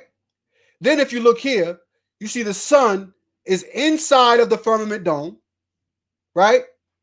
And then you also see here the 4 Ankhs, which represent the 4 rivers that I just showed you. This symbol right here is Neb. It's called Neb, N-E-B. That means Lord. This is the Lord right here. The Lord of life is these 4 rivers. This one represents the Nile River leading to the Tigris Euphrates and those rivers that I showed you in the diagram. Okay? It's all there. Let me show you. We bring it up here and bring this home. See what I'm saying? You got to ask the right questions if you want to get the answers, baby. This is what you're looking at. You see that little part right here? You see that? That's this. Yeah. That's this. Pay attention now. Huh? These are the 4 rivers. You see this? 1, 2, 3, 4. 4 rivers of life. 1, 2, 3, 4. And the Lord. Don't play with me. Don't play with me. It all lines up. You see he lying flat. He would have been in a ball. He would have been in a ball if they wanted you to be in a ball or in a sphere. Why is he lying flat? His knees are up to represent the mountains. Huh? And the highs and the lows of the earth. But he laying flat on his motherfucking back. Don't play with me. Up here, this is water. You see them on a celestial boat? They on a boat. Not on an airplane. Not on a rocket ship. They on a boat. And you see it's separating the waters. It's separating the waters from here. Okay? What you got to say about that? No, that's one. That's one. That's one. The other one. Keep them flowing, brother. Yeah. I'm just listen. You've given loads of sources. Don't ever get it twisted. I'm not trying to go like you haven't tried to reference some of the stuff you're saying. But as I said, for me, I'm Kemetic. I'm not really the biblical thing. I can see certain matchups, but you've given certain references that I have to say I'm unsatisfied with. Right. So that's why I'm asking you specifically for 5 references that best describe the flat earth from the Kemetic side. There aren't even 5. There aren't even 5. There's only 2. It's Newton Gas. It's only Newton Gas. Yeah. And the one that I showed you, this one right here, the one with the let me pull that back up again. And then I see some people asking some questions about the map that you was referencing. So just for some of them, because I know they've just come in. Yeah, the map. Just tell them where that come from. Yeah, you know where you're getting that from, so they know, because they're talking about fake maps and whatever, which again is a legitimate query. This is the only other depiction of the world from Kemetic.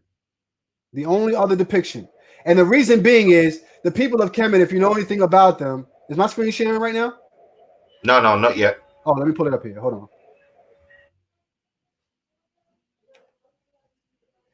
The thing about what we have to understand about the people of Kemetic is that they were very centralized. They moved almost like China.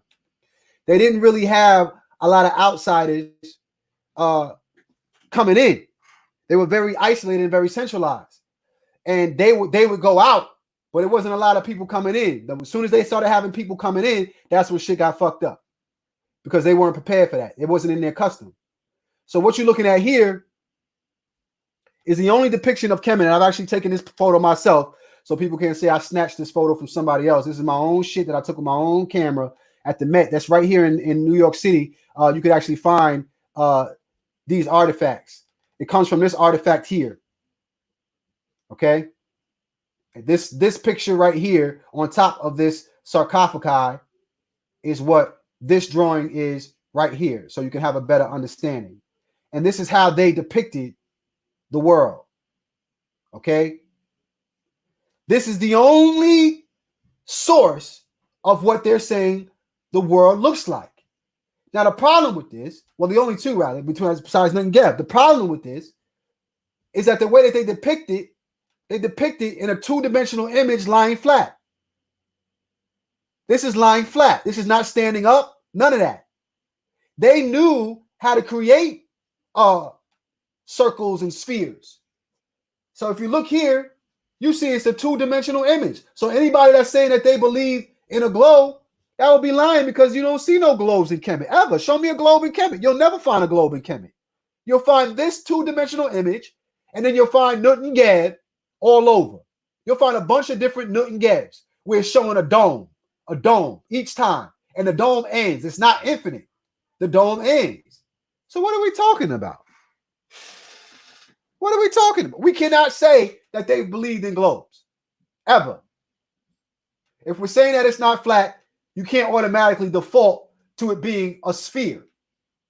It could be for all we know, it could honestly be a square. The shit could be a goddamn triangle. We don't know. We haven't traveled far enough to even say that. The only depiction that we see is those 2 images right there. From what I see, Geb is lying flat on his back. There's images where you'll see the image of, I think it's is it Mut or Mean, and he's in a circular motion. People say it's like a homosexual depiction, and he's in a circular motion. So I know they would have drew it in a circle if they wanted to be a circle, but that's not what they did. Why wouldn't they do that? They put the sky as something that's rotational, but they didn't put the earth as something that's rotational. Now that's something that you got to look into, because they were very, very particular as to how they laid things out. You're talking about people that you said lined up the pyramids to the stars to the exact T. But you telling me when it's time to show the face and the depiction of the earth, they messed up there? They didn't do that one accurate? I'm not buying it. I'm not buying it at all. It's not coincidental. Everything they did was precise, and that's why I rock with them. They were very particular. So top 5, you're not gonna find 5. You're not gonna find 5. You'll find 2, maybe 3. But they're all gonna deal with Nut and Gad, and then we already know that Nut is like this. Now there's another. Listen, I heard you talking about. Hold on, go on. No, go on. I'm gonna see if I can find it though. No, you talking. I'm gonna see if I can find this one. Hold on. But you go ahead and talk.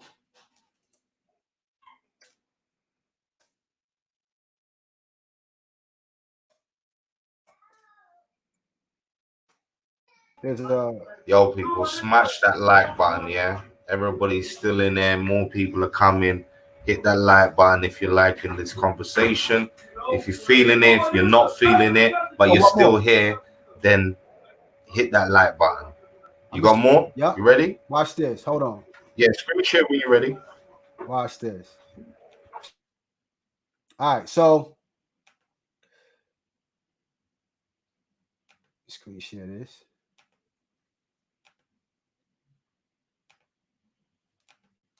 Take a look at this one. Once again, here you have Nun and Nut. Once again, in an arch-like motion. See that?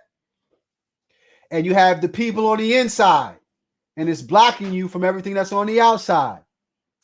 Why are the people on a flat plane? A flat plane. If they wanted to put them on a sphere, they would have done that. You see all the circles here? Circle, circle, circle. They knew what a circle was. They knew what wheels were, but they didn't depict the earth as a circle in no shape, form, or fashion. Where do you go from there? When was the circle introduced? When was the heliocentric globe introduced? Because the ancestors, my ancestors, didn't do that. Well, talk to me about that. When was it introduced, in your opinion? When was the first inception of this global thought came in? And again, for the people that's coming, what is the purpose of it? Because a lot of people they're gonna bypass a lot of anything that's said tonight, and they're gonna say, like what I've said in the past, what's the point? What's the point? Yeah. So when was the first inception of this global phenomenon, lie, whatever, conspiracy introduced, in your opinion? And again, what was the overall goal when they did that? You're dealing with the Greek philosophers. There was a time during the Renaissance period where an explosion of philosophy was going on in Europe. And they're coming out of the dark ages and shit like that, and they're starting to expand, and they're trying new things. And the heliocentric globe came about of philosophers who were taking stuff from Kemetic to build their civilization, but couldn't quite interpret the language or what the people were doing custom-wise. So they started to defile Kemetic, and they started to basically just put bad images or perspectives about Kemet and relate that to their people. You could imagine at this time, still there was a time when Europe was all black. It wasn't always all white. And they had to convert them into wanting to be ruled by white rulers.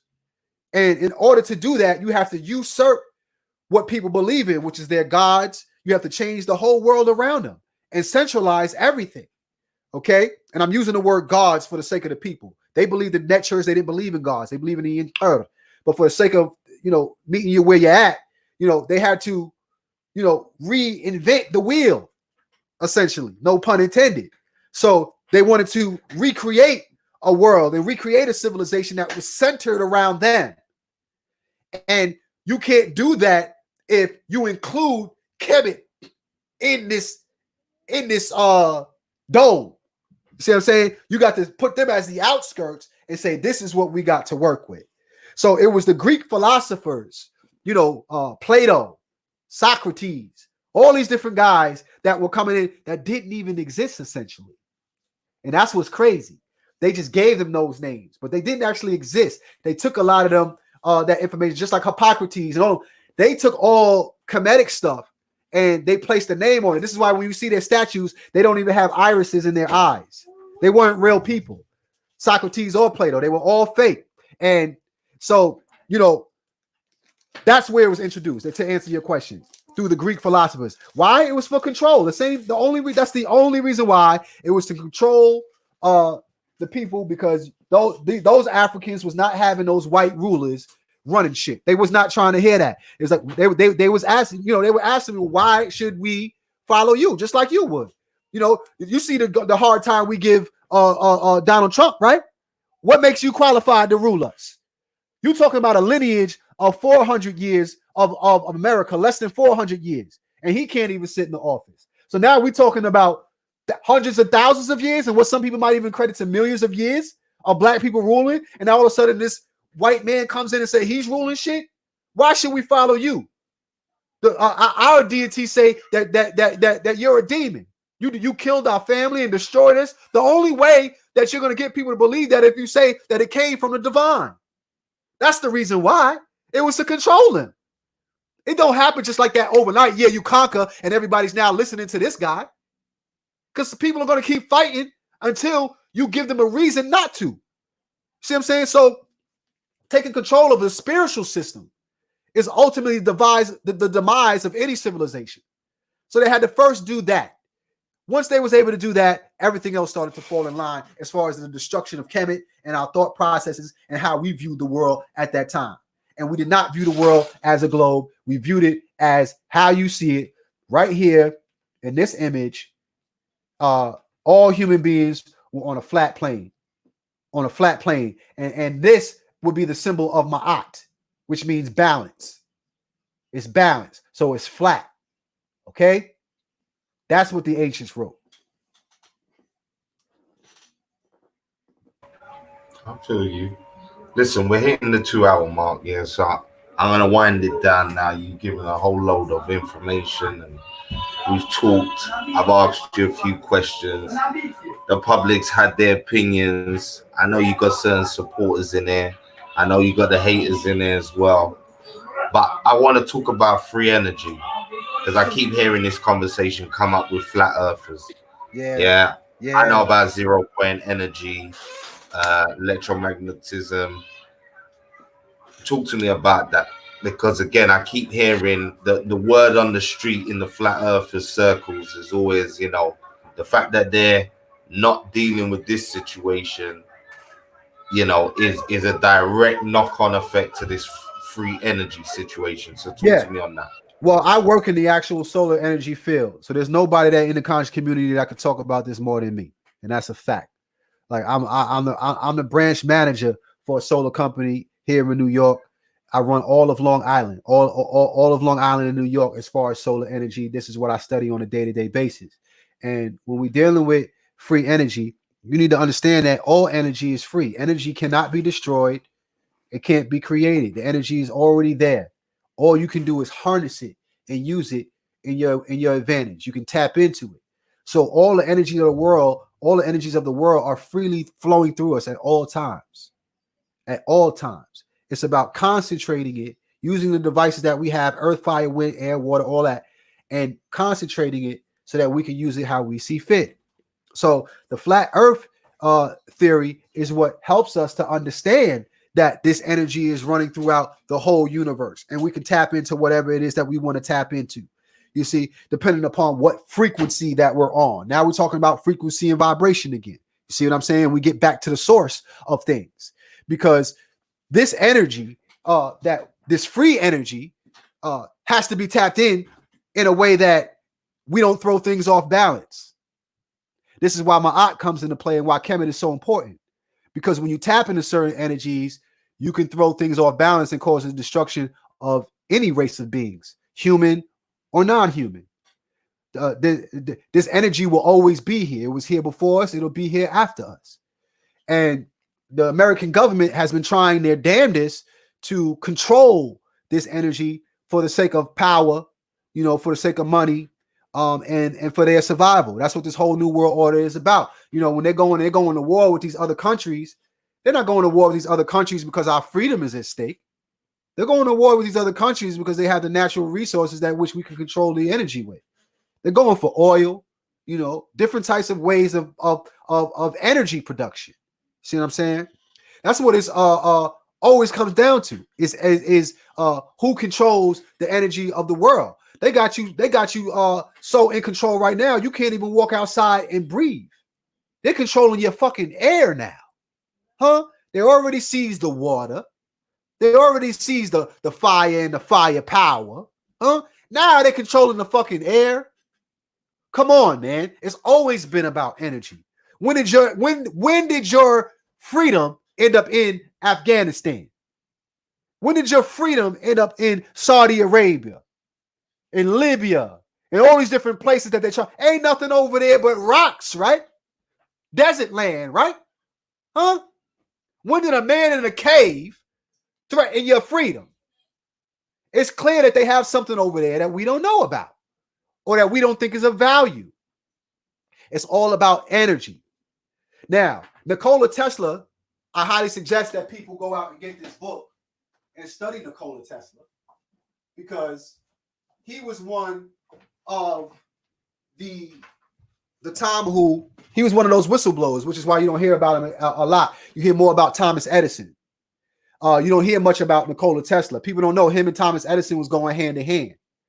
Thomas Edison had all the slaves and shit working for him. Okay, that's how he got all of them patents. But Nikola Tesla was like a whistleblower, and he didn't mind channeling the free energy of the universe. So I implore you to study this guy. Study this guy. Okay, this book, it's only about $20. It's the inventions, researches, and writings of Nikola Tesla. This is a Bible. Okay, this shit right here is a manual. Okay, and it has all his inventions in here, and it shows how he was channeling free energy. And you'll see that he used a lot of the teachings of ancient Kemetic and the design of the Ankh to do his inventions. And if you look outside, those street poles and all of that stuff, all of that is the inventions of Nikola Tesla that they stole, and they're utilizing it to give you what we call electricity. In the solar energy, we're steering away from that, and we're channeling the energy of the sun and changing AC current to DC current is what we're doing. And that is going to be the new wave of the future. Everything is going to be solar real soon. It's not going to be burning fossil fuels because they don't have the means and the money anymore to keep funding these wars to kill people to get the energy. So everything is going to be now it's going to be like that. The free energy dealing with the Wi-Fi. Like people think like people are shooting Wi-Fi in the air. That shit is already there. All they're doing is giving you the devices to tap into it. That shit's already there. It's flowing through your body at all times. People scared of radiation as if the sun isn't the primary source of radiation of the planet. You ain't scared of the sun. That shit come by every day and it's directly shining on you. That's radiation. That's UV light. All of that. It's always here flowing through you. It's all about whether or not you have the means to be able to tap in, dealing with alchemy. You know what I'm saying? That's what it is. So that free energy movement, if you ain't tapped into it, then you ain't planning to be in the top 5% of the world in the future, because energy is where it's at. It's always been there. When they started dealing with Enron and all of that, what are those? Are energy companies. You know what I'm saying? Energy. That's where it's at. No doubt. No doubt. All right. Well, again, we've had people. Look, I've got neighbors having domestics and all sorts next door. Yeah. But listen, everyone's tuned in. I love the love that people's come in and shown. Lorenzo, you're funny. I'll let you have your little fun today. You get me? Maybe at some point I'll get you on with some of these brothers, and you can go at it. You know what I'm saying? You can bring your madness to the table. So it's all good. Your name is Lorenzo. That's all I need to know, man. You can't fuck with me. Never a day in your life, Lorenzo. Poindexter. Fuck out of here. Listen, it's all good. You get me? It's all love in there. Big up to everybody that's tuned in today. We've been doing big things. But before we go, brother, let the people know what you're doing, where they can find you. You understand your organization, all them points there, and you know what I'm saying before we sign off. And Riggsy, if you're still there, wake up, son. I know you've been in the background talking because you got to let the people know what's coming up. We've got a good few shows coming up, but Jamal, go. Let them know where you're at and how to find you and what kind of projects you'll be coming out with.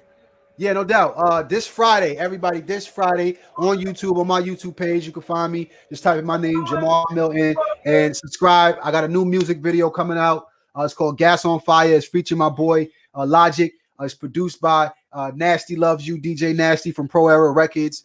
We got some real good conscious music coming to you on this next album. You know, we've had conscious community, you know, making hip hop for a while now, for a number of years. But, you know, for the most part, we could probably all unanimously say it's been some whack shit.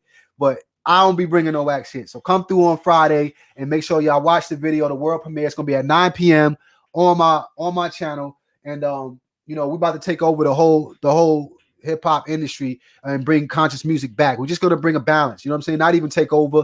We're just going to bring balance. You know what I'm saying? Because I think that's what we're missing right now. That's why the game is all messed up. We don't really have R&B out there no more. We don't have that balance, you know, of conscious hip hop. It's all the cotton candy stuff. So, you know, I'm going to be bringing that to you live and direct. I'm one of the few artists in the conscious community that's accepted in the real music industry. You know what I'm saying? Not just underground, but the real music industry. Fuck with your boy, because I woke a lot of them up. You feel me?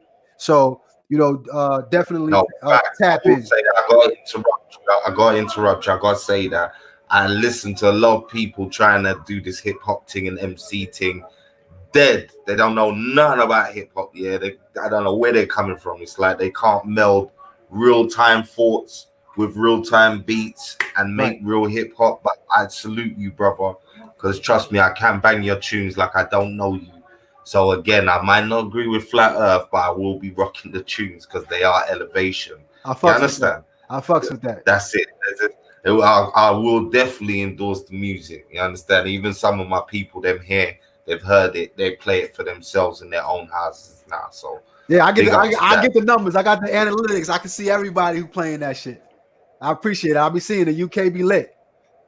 Yeah, no, definitely. I can't fault you on the tunes. Yeah, you're doing your thing. You're doing your thing on that. You get me? You sound a bit crazy tonight, but you're doing your thing. No doubt. I'm with it. You get me? But nah, I love it. Riggsy, you there? You got anything to say? Oh, man. What a long, fantastic day. We've had the info. We've had the information. Take it if you like it. It's just like Marmite. It's either you like it or you don't. So take it in, receive it, enjoy it, research it, get your own results. And you know what? Info is info, bro. So at the end of the day, tomorrow we've got some big music thing as we do every week, where we put our artists on the platform, which is called Out of Noise, with two females DJ. We play the music, we play the artist, you give your opinions, you tell us if you like them, and we keep it moving. Hopefully there'll be something on Friday, but this is going to be a fantastic weekend because Sunday we're going to be having African Liberation Day. Plus on the Monday, we're going to have African Liberation Day again. But in between African Liberation Day, on Sunday, we have a special thing going on. As you know, we have the ISC, all about the women, nothing but women, supplied by women, talking about women and talking about women's issues. Once they've gone from that, they're going to go straight into Queen of Fua, straight after that, going into the Black Girls Rock on Instagram. So watch out for all that kind of information. Watch out for the ISC on Sunday, watch out for the African liberation. And we're going to keep on continuing, giving you the PowerPoints, giving you the information. And as much as you like it, just keep on pressing that like button. Oh, man. That's it. You know what time it is. I'm going to definitely have our brother come back because there's a few different things he can definitely present on and talk. And I think he's a good candidate to have to talk with some of you. So again, on a real one, brother Lorenzo, big up to you for your little comments and whatever. But we may have to arrange a little panel show where we can talk about some of these subjects. You know what I'm saying? We can cover different areas, whether it's the Kemetic thing, the Black Power thing. My brother's very versatile. He talks on a lot of things. The youth of today, he is young and fresh, even though he does have a family and responsibility. So there's multiple things that I'm going to have my brother come back on and bless us with and get into convos with. But again, big up to everybody that's tuned in. Big up to everyone who supported Black Eyes TV. Riggsy, you want to play the intro, or in fact, we'll play the intro. Before we play the intro, as I always say, spend black, live in black, move black, walk in blackness, start from blackness, live in blackness. Just remember, you're just a black man or a black woman or a black sister or a black queen. Peace, love, and harmony.